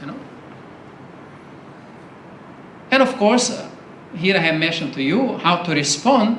This is how, when you look at people today, they have replaced the law of Allah with man-made law, Like today we are governed by, even today I was reading a newspaper, they said people are upset by the economics, You see, they thought that the banks are controlling everything. Now some of them say, no, not anymore. You see, money, they talk about money, but they realize that money is nothing, And we think that the politicians, they have money. No, the money is in the bank, If the bankers do not give money, you don't see any progress. So that is very important. So they realize, at least at the end, people come to realize when they face difficulties that life without the Creator doesn't have any meaning. So if you follow the man-made law that is subjected to change, this will not lead you to the proper salvation and the ultimate destiny. And here, when you look at the ethical axioms, I just mentioned the terms that have been mentioned by Al-Hassan al-Marwardi in his book Adab al-Ilm, that is related to dunya wa din. You see, how to balance, when you talk about ethics of the worldly and the hereafter affairs. We can say that Islam provides an integrated approach of life, or if we say moderate approach of life, that balances both dunya and akhirah. So we are here to live a moderate life. Islam is perfect, because people think Islam is moderate. No, we are asked to live a moderate life. If you look at the concept of wasatiyah, we Muslims are asked to live a moderate life. Moderate life according to Islam. It's not like the middle path. You see, others are telling us you follow the middle path. We don't follow the middle path. We follow ihdina siratal mustaqim. We follow the straight path. So there is only one path that Allah has given to us. If we decline, we incline to that or that, then we are going to face problems. Now, this is how, according to him, in order to master, to have a proper understanding about knowledge, then you have to follow. Mastering the essentials of a discipline. You have to know what we are going to do. Like before you enter university, and you would like to study this kind of discipline. Are you going to go there without knowing what is going to happen? So planning, it shows that he's telling us how to plan well. And you should know what will happen on the way. And what you'll get at the end, the result that you'll get, That's why you have to know at the beginning, what kind of knowledge are you going to achieve. And beside that, he talked about this, how far do you admire that, And we have heard that some of us, even Muslims, they force their children to become medical doctors, or engineers. And they say, we don't want. Whether you want or not, there is not a question. You have to. Basically, we have some of them, they force them. They don't give them a choice. At the end, they face problems on the way. That's why you have to this kind of admiration. You have to admire what you are doing. You have to love what you are doing. Not only that, there should be a kind of humility, humbleness. You see, that's why if you look at the great imams, all of them were poor people, They worked very hard. They didn't live in palaces, Most of them, they died in the jail, in prison. Why? Because they went against what the governors were doing. You see the reality. So miskin. So all of us were miskin, ilallah. Showing the truth. Pardon? Showing the truth. Yeah, showing the truth. That's why if you show the truth today, you'll be in trouble. That is why Imam Abu Hanif, when they told him to make him a part of the government, he said, no, no, no, please, And he was struggling, And your Imam Shafi, rahimullah, the same thing, So this is I'm not saying, but we have to be realistic with the truth and with the aim that we have. You see, being humble, it will make us to achieve what we want. So being humble, we do it for the sake of Allah. We don't do it for the sake of the people. Have you seen some of them, they please people, they want to get something. Why should we please them? Whether he is a king, a sultan, or whatever he is, Trump or Bush, whoever he might be, So we have to be with them straightforward, whether we like it or not. It is like you act the same thing with a lay person. Why do you change when you meet somebody else, that is higher than him? So your approach should be humble. And we have seen, we have rich Muslims even today, they live a very humble life, So it doesn't mean that you don't have to spend, you spend in a proper way. That's why you can achieve and teacher-student relationship. So that is for us. So how do you maintain a good relationship with your students? You see, we have based on our experience. Some teachers or even students, they are arrogant. They don't appreciate what the teachers are doing. Or some teachers, they do not encourage the students, to develop themselves. They close the door. You see, they knock on the door, the teacher is inside, he doesn't care. As if he came here to hang around. So that is our responsibility. Now, when we have a good relationship, then we can prosper. We can benefit. Both sides will benefit. An inquiry of knowledge, how to acquire knowledge. You have the right way, the right means for the acquisition of knowledge. Like if we look at, for example, this university, so you should have a proper system. When you acquire knowledge, you should have a proper system. And you have to know from where to start, That's why for example, when a child is born, even though we believe that everyone is born as a Muslim, but we are asked, according to the Sunnah of Prophet Sallallahu Alaihi Wasallam, to connect him to the Muslim community. The first thing that we do, what? We recite Adhan and Iqamah. The first thing that the child will hear, imagine. Why? To connect him. And based on our experience, and we see that children at that stage, when the Adhan is called, they will listen. This is very effective. It's not the same with those who do not, if you don't call Adhan when they are born, they will not pay attention. Alhamdulillah. You see, this is how understanding and conceptualization of knowledge, how to understand the knowledge, the purpose, why you want to study. You see, that's why when you look at the process itself, should go memorization that I mentioned before, through reflection, and at the end, writing. So after we have understood, like you are pondering, contemplation is there, you reflect, then you process. So the result will be the writing. Now, if we keep it here, we might benefit, or the audience that we are talking with, but you want to reach a wider audience. Then writing is very important. Imagine if these scholars, they did not write, we are going to feel, to be in trouble today. Still today, when we refer to them, we say, Rahimahullah. Isn't that great? And those, if we write a book, those who read after us, we believe they will say, Rahimahullah. So that is a great when you leave something behind. And chapter 5, the Quran, true report, what I mentioned to you before, but we just go briefly. You see why, how important the Quran is and how people should take the Holy Quran as the true evidence and the source of knowledge. And you see here, the causes of human knowledge are three: sound sense, sound reason, and true report. Now, if according to them, they might have a true report, that is experimental or laboratory, because they believe that every fact that is proved to be a real fact according to the science, for them that is a real fact. But from our perspective, that might be partially a fact, But in order to know that this is a true fact, then we need a true report. that is giving us the true evidence.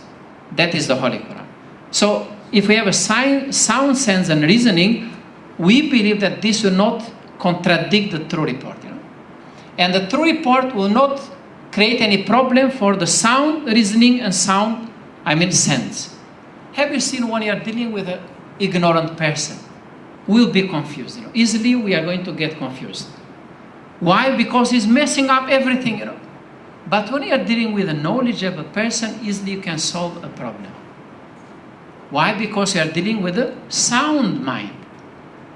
But if you deal with a corrupted mind, like Imam Shafi'i, he said that, you see, I could easily deal with the sound mind, but the confused mind is difficult to win, Yeah, that is reality. So don't try. It is like the one that Allah sealed his heart. We give salam, but don't try to quarrel with him, It's very difficult, That's why when we target the sound minds, when we get them, easily we can convince the others. The confused mind easily can be convinced by those who are like them, but they had a sound mind. As I mentioned before, why the scientists, they embrace Islam, We don't have a learned Muslim who left Islam. You tell me, do we have even today any learned Muslim who practiced Islam and lived according to Islam? We don't have any case that he left Islam. Only a lousy Muslim who doesn't practice Islam, But we have great minds of the science, they embrace Islam. Why? Because of this. So the word of Allah doesn't contradict the fitrah of man. Is it clear? That is, Allah created. You think Allah will give us something that will contradict what He created? Look at the reality. So that's why we have to tell people to follow the truth properly, not blindly. Even today, you say science has proven, from our perspective, you need 4 witnesses, to justify a case. For them, they don't find a simple, even small fact, they will not consider that. So they come to senses, Nowadays, they're referring to religion or to the sources in order to, conform with what they claim. Yesterday, they rejected revelation, but today they refer to revelation. That's why this is the way how many of them embrace the truth,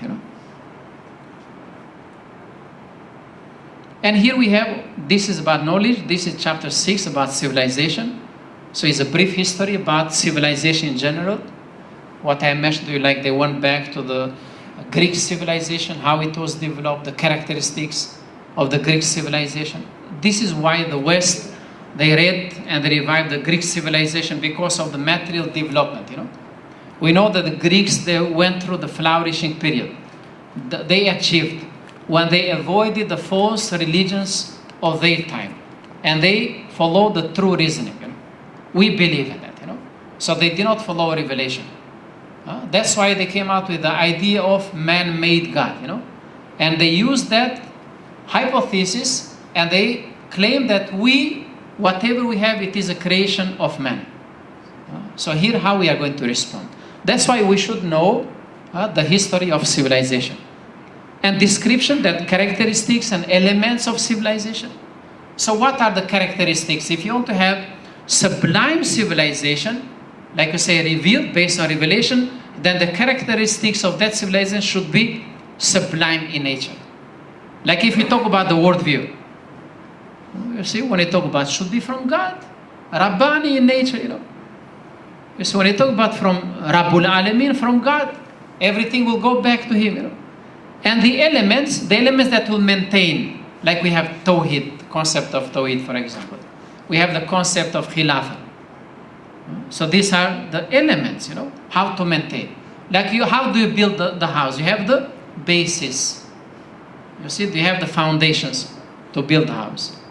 And the common characteristics between all these civilizations, we might have many things in common with other civilizations. Like we can say that if we look at the early Egyptian civilization, they believed in life after death, So then who told them that there is life after death? So according to our argument, we said that yes, Allah sent to every nation a prophet. So it is impossible for a person to believe that there is life after death if he doesn't come into contact with the revelation. That's why when people die, they used to give them plenty. Those who are good people, according to them. And they used to put them on the boat, put a lot of food, and let them float, the boat float on the Nile. And those who betrayed were bad people, they used to throw them to the crocodiles, This is the reality, you read. So they knew that reward and punishment, even after death, not only in this world. So if we read, then we can ponder, And the worldview, you see, when we study other civilizations, we can see that none of them can give us a unique worldview.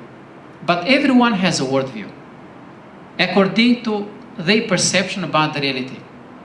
But Islamic civilization provides and gives us a very unique worldview. And we believe that worldview is very comprehensive. And dynamism, that is progress. So what made them to progress, When there was a kind of justice and order, then they progressed. When there was a deviation from that system that they created, there was this distraction. So we understand, when we follow, and we have to study why that was so, Why did they prosper? I can give you an example. If you go back to the flourishing period of the Roman civilization, everyone that will enter the Roman Empire during the time, a non-Roman citizen was brought to the court, was treated equally like a Roman citizen. Where do we have that today? Even in the Muslim world, you tell me. We look at according to our differences. You see, if a Muslim is quarreling with another Muslim, priority will be given to the one that is closer to you. This is the problem, Why should we do that? That's why the West, they have taken the Roman law for their civilization. An Islamic perspective, the definition, I mentioned that there you can have the overlapping when you study these chapters, but this is just only a reminder at the beginning, But what is the most important thing here, when you look at it from the perspective of Islam, how to understand Islamic civilization, what are the main concepts about civilization? Maybe the term like al-hadara, tamadun, you see that? Now in Malaysia they use tamadun, What does it mean? Yeah, bardatun tayyiba. So, does it mean, when you look at Medina, does it mean that when you go at the early stage, did they focus on the material development? Because from their perspective, might be only the material development, Like you are in the kampung, then you come to KL. Does it mean that is a kind of tamadun? Yeah, from our perspective, you have to be the same person, If you change the values, then our tamadun is based on ethics, values, virtues.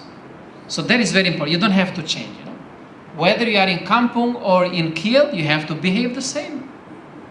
Is it clear? But when we see that those who come from kampung, they come to KL, they are impressed by the material development and they change. This is our problem, This is our problem. And how to understand when you look at this, so here you can see a brief chronology of the Muslim civilization from the time of Prophet sallallahu alaihi wasallam until today. Brief history, that is dealing with years.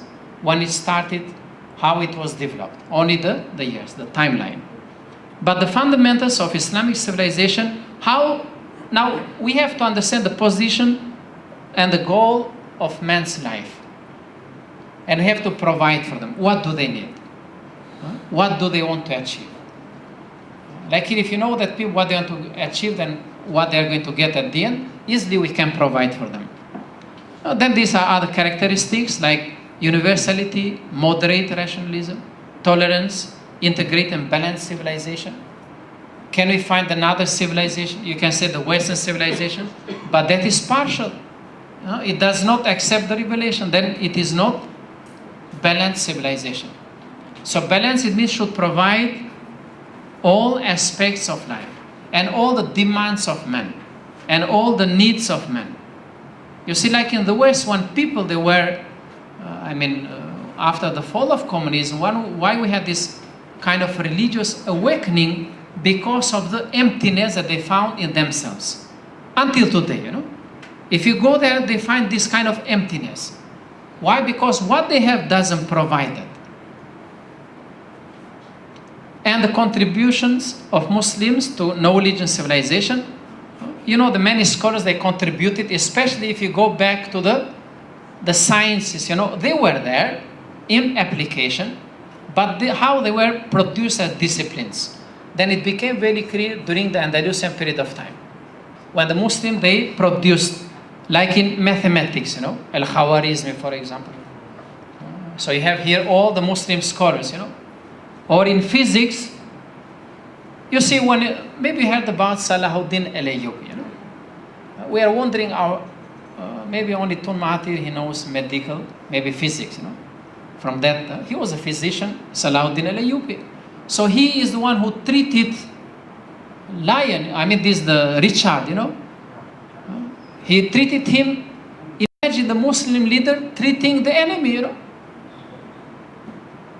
Today, do we have that, when you look at our, leaders, do we have that ability? Really, you can find, you know. So that should be, you know, medicine and other disciplines. We can look at it from our, later on we have the schools of fiqh, the great imams, the four, schools of thought, according to the imams, Imam Abu Hanifa, Rahimahullah, Shafi'i, Rahimahullah, Malik and Hanbali. See, these are the great schools of thought. And here the Islamization process, you know, or knowledge. Does it mean that it was not there? It was there. But as I mentioned, in our contemporary time, there was a gap, and that is how we had the revival of knowledge. And those who are pioneering this are the two scholars that I mentioned before, Sayyid Naqib al-Attas and Ismail Raji al-Faruqi. So this, and if you read about these two great scholars, I was very impressed when I was reading Ismail Raji al-Faruqi, and I came to know him when I came to IUM. I didn't know about him, and I have written about him. So this man, he studied, he had a PhD in Western studies, he was in study of religion, and he went to Azhar and he earned another PhD in Islamic studies. And he was a governor in Palestine before he left, because of the trouble that was created by the Jewish state during that time, you know. So we need that kind of scholarship, you know, regardless of your specialization. So if you are an engineer, then you have to study both. Then you can easily provide this unique approach.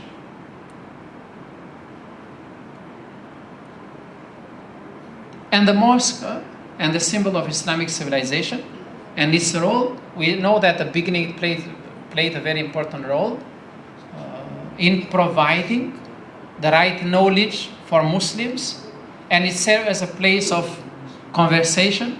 Maybe you know that during the time one Prophet ﷺ in Medina period, he welcomed 60 Christians, you know, in his mosque. So we have to change our mosque to this kind of conversation. So do you think that mosque is the best place that we can communicate with the non-Muslims? So let them come and see what we're doing, you know. So here we can revive our understanding about about the role of mosque. And how important that will develop the relationship or give the proper knowledge about, when you talk about the Quran is mentioning Hablu min Allah and Hablu min Anas. So how we can develop Hablu min Allah if we don't have the mosque? We can pray anywhere, you know. But when we are established like in Malaysia, if we don't have a mosque, it's difficult to maintain our community, you know. But if you are in the West, perhaps it's difficult to have a mosque.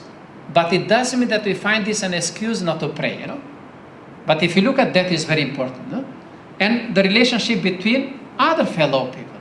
So this will teach us how to deal with others. And without contradicting our relationship with Allah subhanahu wa ta'ala. And the factors, I mentioned this, there are many factors, you know, but these are very brief. Oppression of Rome caused disappointment of its subjects.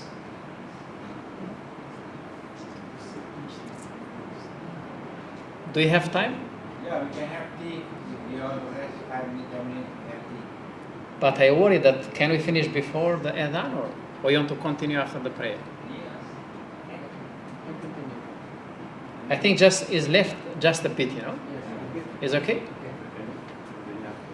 As looking at the time, then I think we have time for the prayers. I hope we can finish.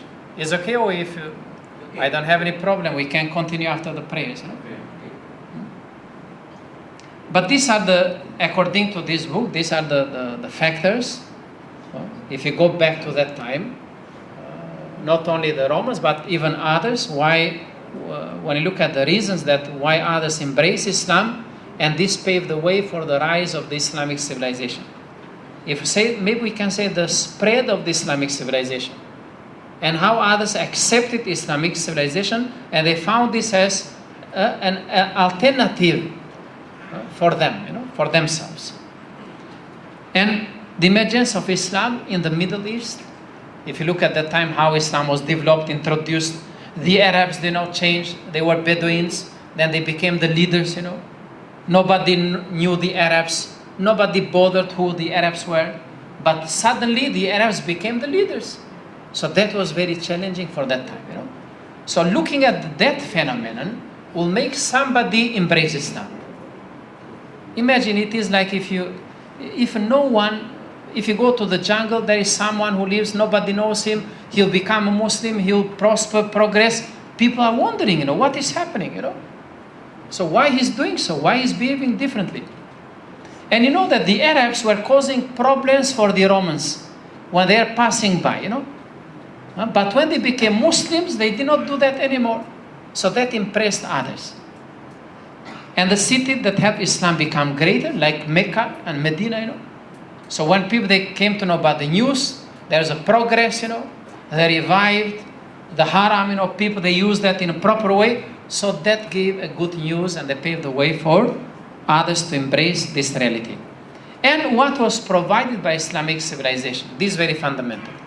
When you look at Iman, you see the Iman that is provided by the Holy Quran is different from the Iman that is provided by other scriptures or other systems, It is like when you say that what is meant by Iman. It's not just only faith, Iman. It is the real conviction that you are convinced about something that is real. When people are convinced that, yes, you are my best friend, no one can change that.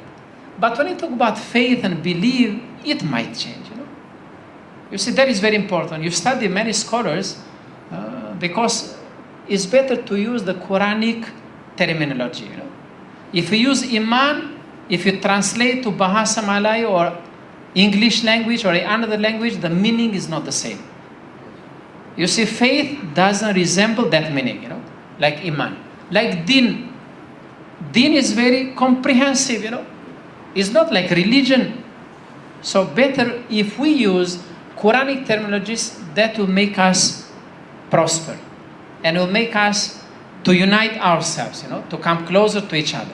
It is like if I go to a country, if I go to Singapore, you don't see like what we see in Malaysia, but when I see someone giving salam to me, I'll be happy, I feel at home. You see now, this will link us. If you go to USA, somebody will greet you with salam, you don't feel that you are in a strange land. Why? Because of the terminology. It's not like hi. If somebody Muslim will greet me like hi, I do not know that he's a Muslim, But with salam will make a difference. Yeah, this is very important, And the virtues create noble and strong Muslims, the akhlaq that were provided by Islam. And the best example that is Prophet sallallahu alaihi wasallam. You see, he was the best before Jahiliyyah and after Jahiliyyah. In the pre-Islamic Arabian society, Prophet was the best among them. The best example, up to the level, they said that, as Sadiq al-Amin. And when he became a prophet, they rejected him. Wondering, It is like some of them contradicting themselves. He was recorded the best among them, inviting them to the truth, they rejected him. And some they said, how come? Today I'm your best friend, tomorrow I'm nobody, This is a kind of contradiction. And spiritual devotion builds strong determination in Muslims when they achieve the spiritual enlightenment, if I said that, and development. This made them to get closer to each other. And this destroyed all the barriers that the Arabs had, like the clans, tribalism, like we say, asabi. Why? Because of this spirituality that was introduced by Islam. When I talk about al-akhirah, So that is very important. And submission to the sacred laws cultivated pious and disciplined Muslims. It is not the same when you're dealing with man-made law. The law of the tribe is not the same like the law of Allah, That is universal. Then when the law of the tribe is meant only for one tribe. When you go to the other tribe, that's why the Arabs, when they are coming together, they were fighting with each other. Because they were enemies of each other. You look at the West. Are they different? No. When they attack us, they become one. When they go back home, they hate each other. We have to learn from that. Why? Because they don't share what we share. That's why if they want to be united, then they have to follow Islam. Only then humanity will be united. And Islamic dawah at the early stage, and how it later on it was maintained, and balanced community. You see, like you mentioned here, if you have to have a system like baldatun tayyiba, you see, to achieve that, it is like if you go to Pazar Malam, for example, you see those who are slaughtering the chicken. He will say Bismillah, But we might ask whether he prays or not. So it's better to have halal and tayyiban. So halal and tayyiban is not the same when you get from one who doesn't pray and the one who prays, Is it clear? So we look for that kind of, enlightenment or betterment. Prosperity should be there, So because the possibility of the Muslim who doesn't pray to avoid will be very high, but the one who prays, he doesn't bargain with that, So this is very important for us. And how here is talking about the noble features of Prophet Sallallahu Alaihi Wasallam. And how we are going to revive that today. You see, we love him more than our lives. But how do we show that we love our Prophet Sallallahu Alaihi Wasallam? How do we show that? When we look at Muslims, they don't maintain Islam. If they don't maintain Islam, they don't live according to Islam. So that will show that they do not show love to Prophet Sallallahu Alaihi Wasallam. You see, when Prophet Sallallahu Alaihi Wasallam, he told Umar al-Khattab radhiallahu anhu, Ya Umar, you have to love me more than yourself. He said, Ya Rasulullah, no, I love myself more than you. He said, Ya Umar, you have to love me more than yourself. He said, Ya Rasulullah, now I love you more than myself, Look at the reality. Why we love him? Because of the mission. So he is not divine, a'udhu billah. But the mission will make him very important in our eyes, up to the level that we sacrifice everything. So here we have to revive the character of Prophet Sallallahu Alaihi Wasallam.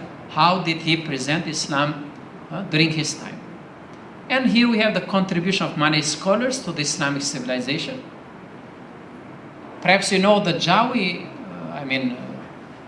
letters that they're using in the writing of the language in this region. So that is not different from the Arabic language, So that was introduced when? The Jawi here in the Malaya was introduced when? The Jawi letters. If you say the Arabic letters. Did you write the Malays, did they write the language with these letters, or they had different letters? So when Islam was introduced here, not only here, everywhere in the Muslim world, other languages were not destroyed, abolished like the colonizers. When they came, they introduced, we speak English, because of the British. But when the Muslim, they enter, of course, Arabic is the language of the text. It's not only the language of the Arabs. But we spoke our language with the letters of the language of the Quran. That is unique, That's why that did not create any problem for the Muslims to govern themselves. Whereas how they created the problem, They abolished the whole system But when Islam was introduced, a group of people did not destroy the system. Just only got rid of what was rejected by Allah subhanahu wa ta'ala.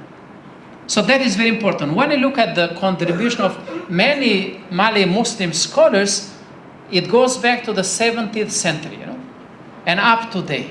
You see, How do you know they came with this? When you look at the writings, they create a system of education, Perhaps you know about this pondok that they had, or zawiya, the corner, how they studied Islam and the Islamic disciplines.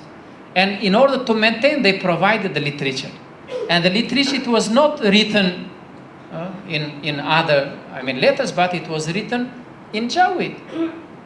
You see, maybe the young generation, if they don't study Jawi, they are going to miss that kind of knowledge, So that's why in Malaysia I see that studying Jawi is very important. Because for us as Muslims, it will connect us with that contribution of the Muslim scholars of the past. That's why this is very important, when you look at, and here the last, we look at the future of civilization, that is Islam. Here we have the challenge that we face today, like intellectual, economic, political, social, and how do we respond to this? So what is the obvious challenge that we face today? Economic. So how do we respond to this economic challenge? Now, economic, we look at what? We look at the system. Okay, you can say the distribution. Perhaps we look at the not only the system, but we use at the labors, perhaps the human labors, those who are managing. If they are not proper, if they do not know Islam properly, then they will not serve the community, especially the Muslim community, Or if we don't have even from a non-Muslim, if he's not a person with a good character, then easily he can be corrupted. And the economy is managed by whom? Who is dominating the world? So that's why we have this monopoly, Everything has been monopolized. Everything has been centralized, You see? So that's why, if you look at the superpowers, why they get richer and richer? Because of that. And everything that will happen, we cannot even breathe, Of course, we believe in Allah, we don't believe in them, but from that perspective, that will affect the whole world because of the system that we have.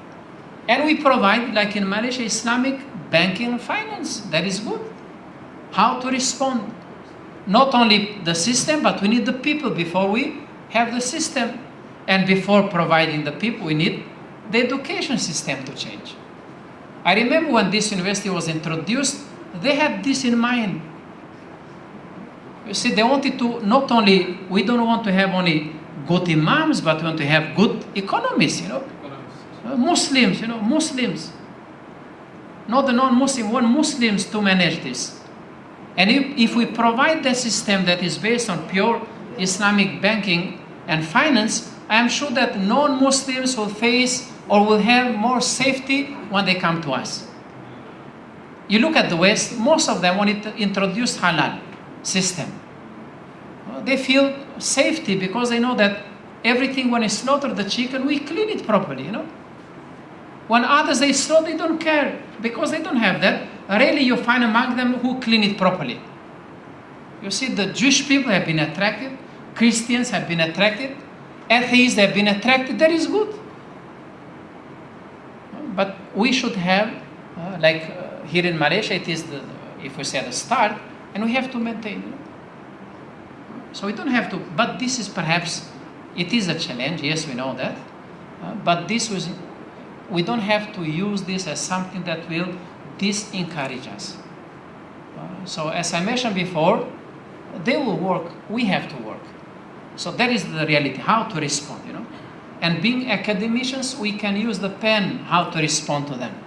And when the students will come to us, we can brainwash them with Islamic approach. And give them the good example, our Prophet sallallahu alaihi wasallam. You see, look at, we have the banking system. We deposit our money there. Do we get the same 50 ringgit that we deposit? No. When Professor Sam, they deposited in his house, there was a lady, she wanted to know why he's called El Amin. She put a note there, and whatever she gave, she took it back. After how many years? She said that, I'm wondering, how come? It shows that he never touched that, just put it there, finish, this is yours. So that is the real trust that we need today. So when you trust somebody, it means that no one has the right to touch it. That belongs to you.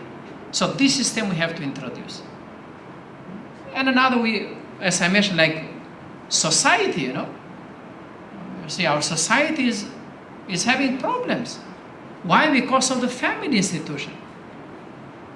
Because even Muslims, they say that I care about myself, my children, but what about the community? When our children go out, then they are going to mix with others, and they'll be affected. That's why you have to provide, like what we have, these institutions that will take care of them. Where is al-amru bil ma'rufi and nahi anil munkar? We teach our students, they don't have to care, they have to be awakened. They have to respond immediately. They don't have to be indifferent, Everything is happening, they worry about themselves, about their position. If I talk with my lecturer, I'll get an F. That is a problem, Why? Because we have provided a system. So we have to change. So imagine when Allah forgives everyone, when Allah is listening to everyone, why don't we allow people to speak to us, So that should be the reality.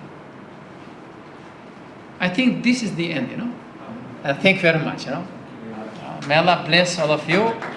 I just managed to do my best. I hope that you have got some kind of knowledge, inshallah. And that is a reminder for me as well. So with that, I thank you very much. Assalamu alaikum wa rahmatullahi wa barakatuh. And I leave it to the Sheikh. Thank you very much, Dr. Fatmir Shehu.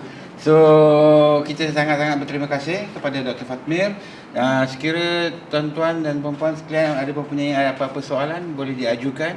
Sekira tidak, kita boleh persilakan minum teh, ada makanan petang. Ya, terima kasih. Any questions? Can ask.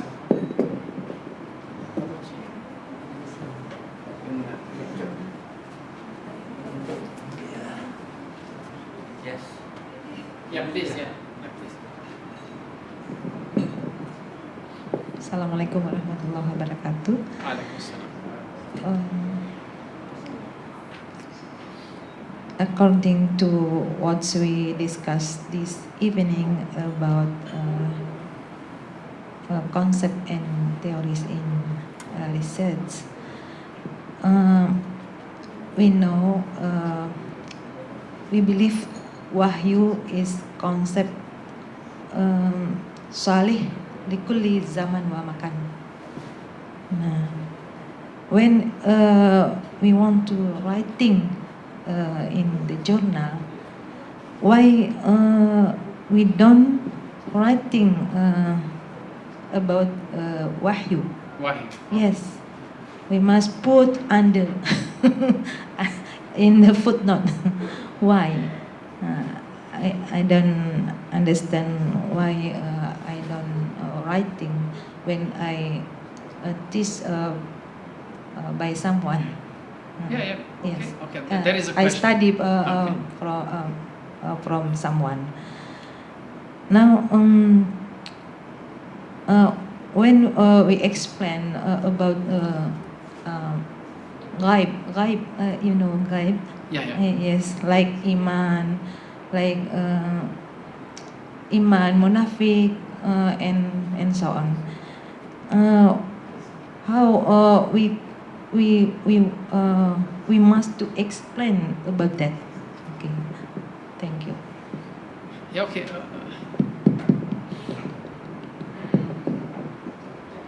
Yeah, that is right. Thank you very much, sister. Yeah, that is your concern and our concern as well. That is why if we provide for ourselves, then we will not put wahi and the footnotes, Now, if you are going to publish with journals who have their own system, they will not accept even the term wahyu to be used there. And we see that even some journals that are, governed by Muslims, they have that problem as well. So when we provide our system like here, we don't have any problem. That is our consent. That is, perhaps we have to find a solution. If we come out with a journal that we govern, then we don't omit all these things. As I mentioned, we have to revive and use the Quranic terminologies. When I talk about the concept of wahyu, it does mean only the Quran. It means the Sunnah of Prophet sallallahu alaihi wasallam, because that reflects the wahyu. So whatever Prophet said and did is based on the wahyu. So we don't doubt in that. We don't say that it is from him, that is from Allah, Basically, but that will not make him divine. That will make him as a human being. Now, when it comes to writing, so we find these difficulties. So even I am facing that problem, especially when you publish in the West with Western journals. But recently I found a journal that is, international cited journals in the Netherlands. So they encouraged me to use not only the transliteration, but the Arabic terms, So it's very difficult to find this kind of people, but they said will look wonderful if you use the Arabic terms. I was very happy, What the meaning? When we only writing with translation, it's No, you can write the translation in the brackets, Then maybe the first time you can write the translation, what is meant by wahyu, then you can use that term throughout your paper. And you have to mention to the reader, whether in the footnotes, that this will be the term. This is how we do it. Even in the West, they'll accept you can use. Can we stop for a while?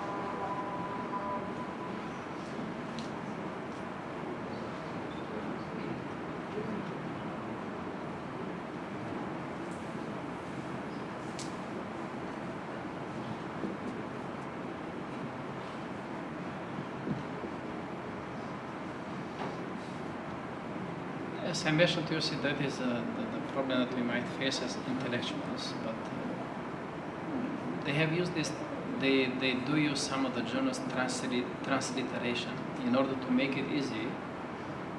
Because when you look at the system of the writing, perhaps whether if you write in Arabic, it will be easy. If you write in English, it will be easy. But if you mix both the languages, perhaps it will be a bit difficult. Unless you have a block, a text that is in a block, perhaps you can write. But if you write within the text, maybe it will be difficult. If you mix between the Arabic and the English. That's why some of them, they prefer you can write this whether in the footnotes or use the transliteration of the Arabic text, But depends, some journals they might accept, But in the West, as I mentioned, some they are freely, they can accept, but most of them, they do not accept at all Quranic terms, Not only that, but they will not accept even Muslim scholars, according to them, who they are controversial, even though they are good scholars from our perspective. So if that is the case, then why should we publish with them? So here we have to find a solution. Is it clear? If every Quranic term, if we want to use, even when we talk, I don't see any problem. Even in the West, I have presented papers there. They don't see any problem unless you give them the proper understanding. So you don't have, if you say according to the Holy Quran, according to Islam, this will not be any offense for them. But if you generalize, there you can see the problem. So we have to make it very clear that if you say according to the Islamic point of view, then they don't see any problem. That is something new for them, they will listen to you. Is it clear? I mean, so that's why we have to provide, like in our university we have many journals now. We provided that solution for our university. If every university in the Muslim world, they will find that solution, then we don't have to refer to the West. Is it clear? Because now they are telling us about the cited journals, ISI journals, and nobody will read our articles, because you have to pay. Then I think that what IIIT is doing, this is very good. Instead of writing an article in a journal, you can publish in a book, Or they have their own journal as well. So the solution should be there. The other question you mentioned about the al-ghaib, the terms, we are talking about the terms or what? When you ask about the terms al-ghaib, al-iman, al-munafiq, so as I mentioned, depends, like I was presenting in one forum here in our university, when I talk about the concept of extremism in the perspective of religion. Among the audience, we had a Christian.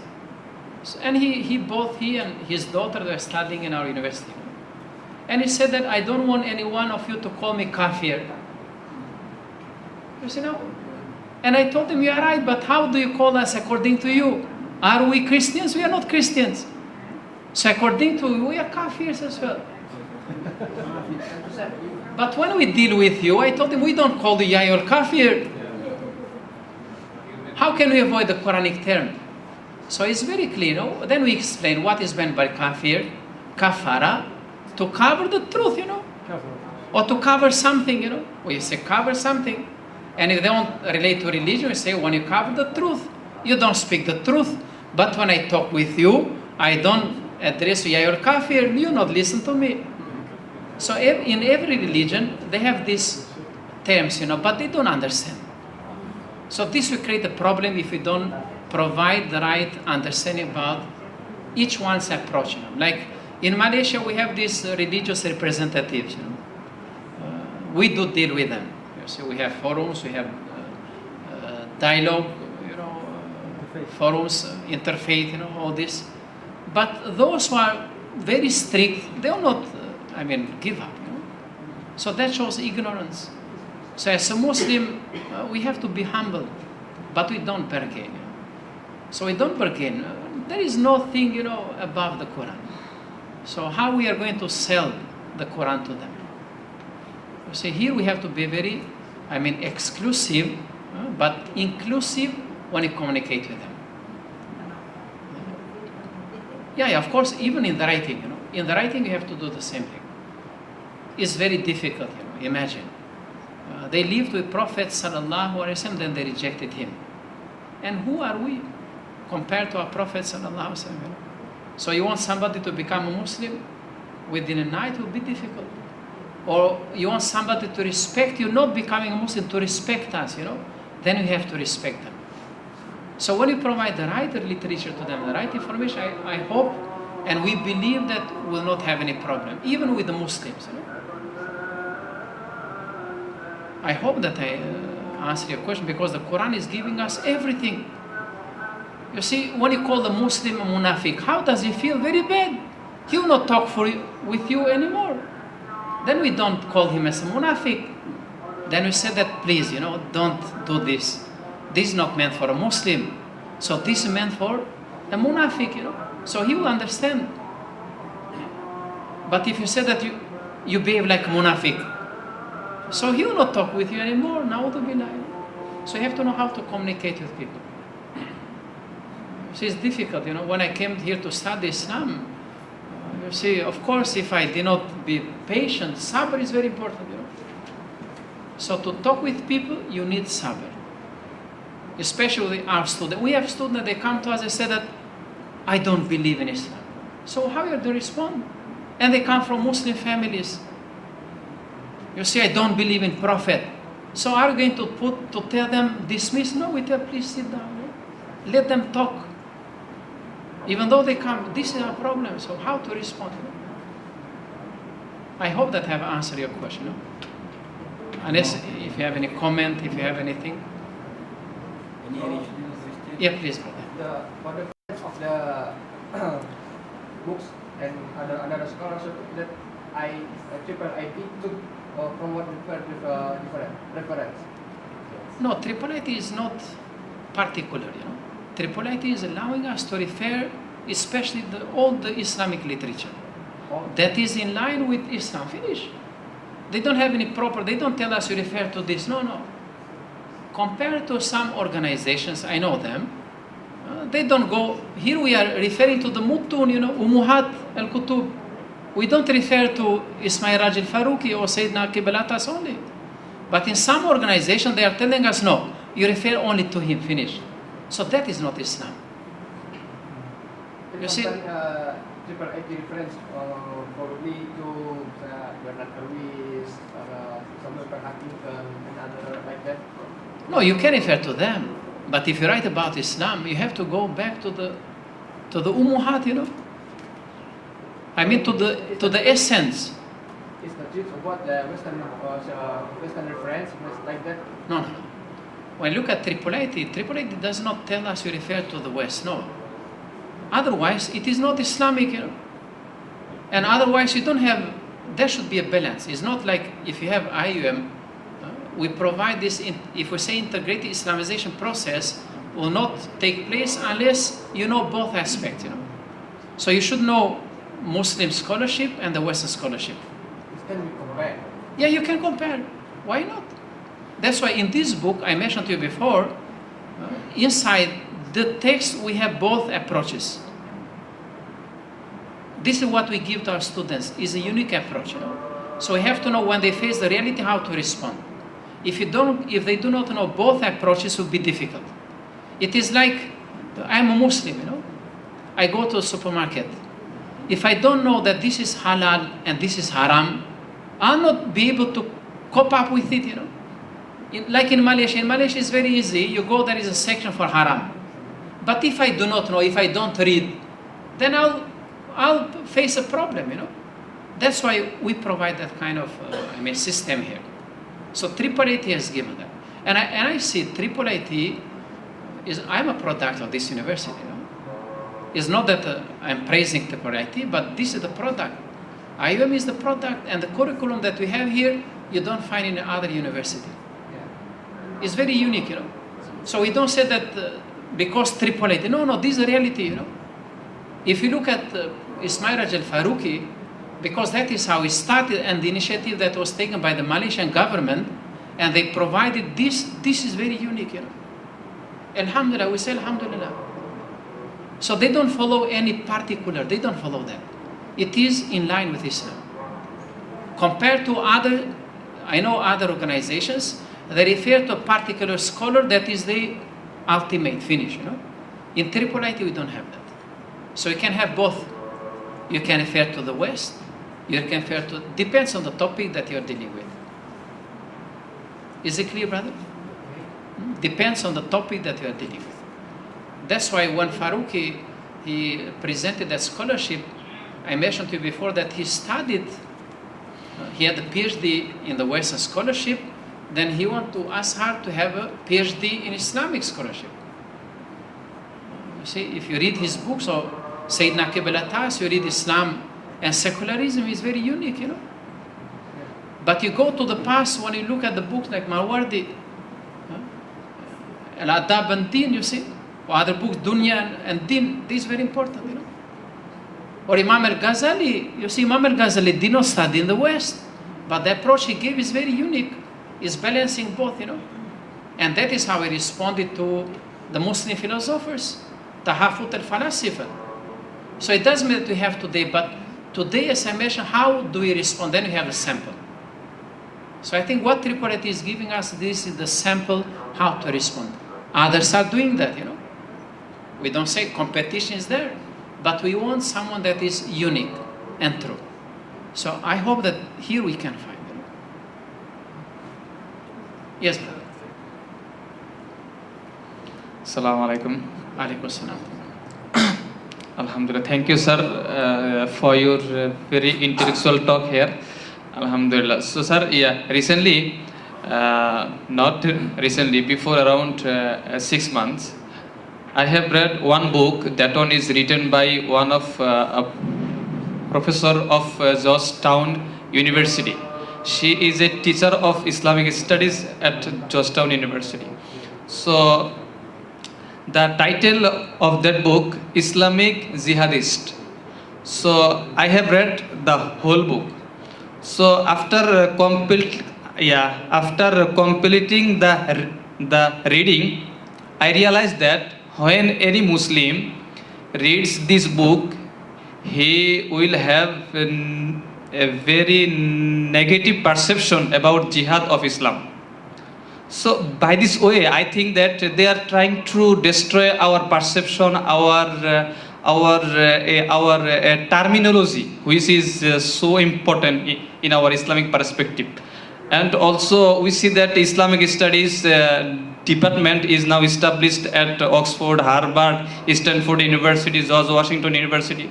So they are also Jews and Christians, they are teaching Islam. So when our Muslim students are being their students and they are teaching Islamic studies from their own worldview, own perspective. So, so here, what is your recommendation that for Muslim students, what should we do and how should we approach or face these things? Okay, thank you, sir. Yeah, thank you very much, brother. That is the reality, you know. But yeah, in order to have the right perception about knowledge, perhaps you can grow up in a Muslim community, you can study there, but how you are going to respond to what you are facing today, that would be very difficult.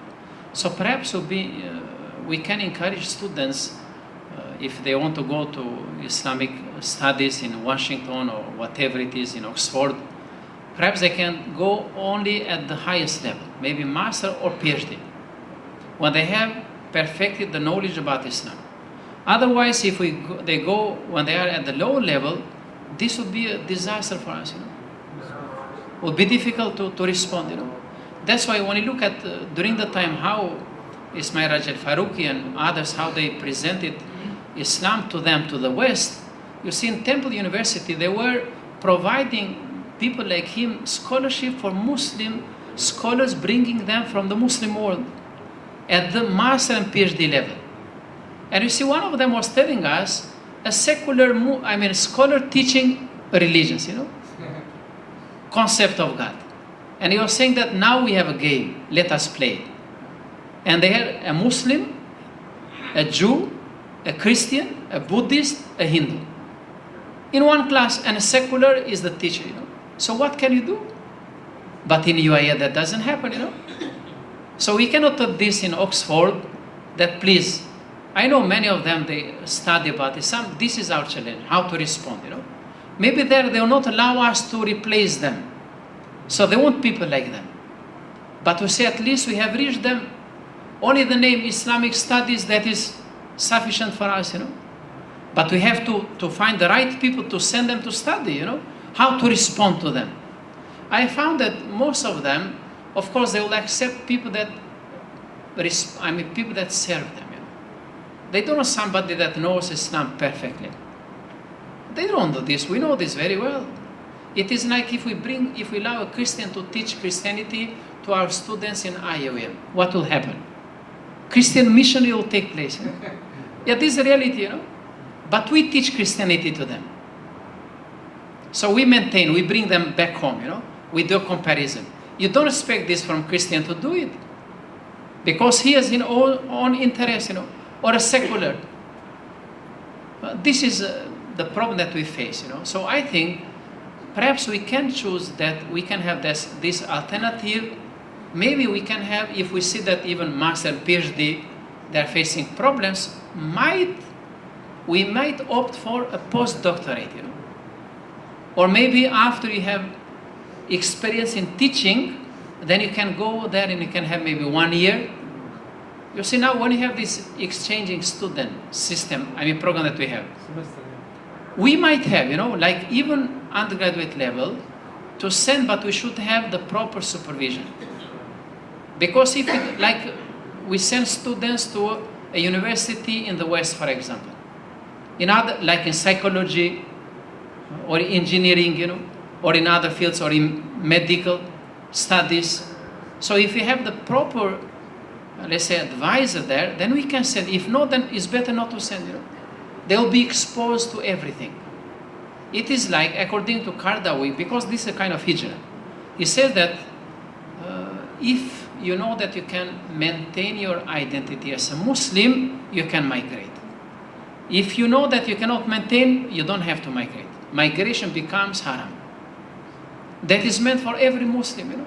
And we know, we have even some educated Muslims, when they go there, they change everything, you know. They become day laborers. Or when they come back, they study that, they come back, they have different perception. This is another problem. That's why by having our own curriculum and our own system of education or institutions like IUM and others, we can solve that problem. So the West will attack us anytime or every time. That will be like that, you know. So you don't expect that there will be a change. But the problem is that we are attacked by those who graduate from the West. So we have to solve that problem. So I think the problem is not with the West. There is a problem, part of it. But the part will be when we have, even in our university, we have cases, those who are graduated from there, they come here and they teach our students pure Western perspective without any, comparison. It is like if you bring a secular teacher here.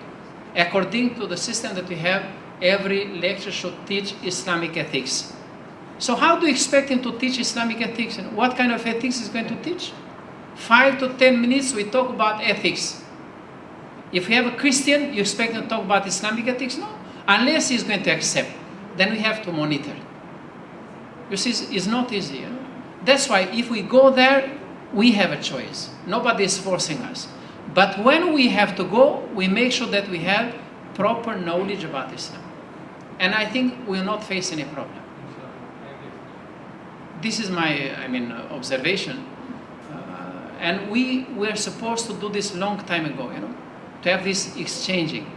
We should know who they are. Otherwise, it would be difficult to respond. You see, they have come to us long time ago, and they are still coming to us, you know. So they have achieved what they want. We want to achieve what we want. It is like when you go there, we are a stranger. Why should we be strangers? You see, you go to Austria, for example.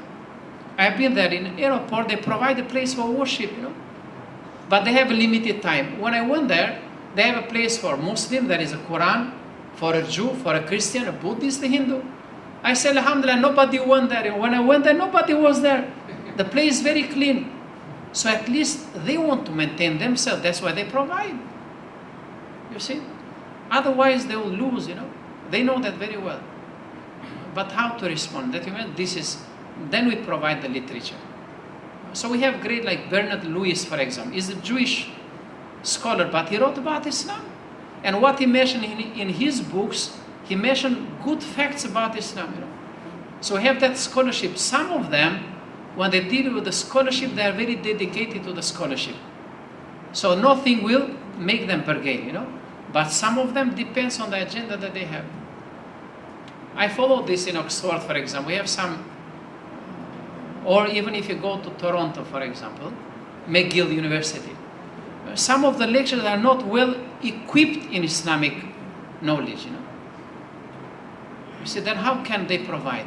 So when they go there, they are not able to respond. I hope I have answered your question. Do you have anything else? Maybe the curriculum that we can share each other. Yeah, inshallah, Inshallah.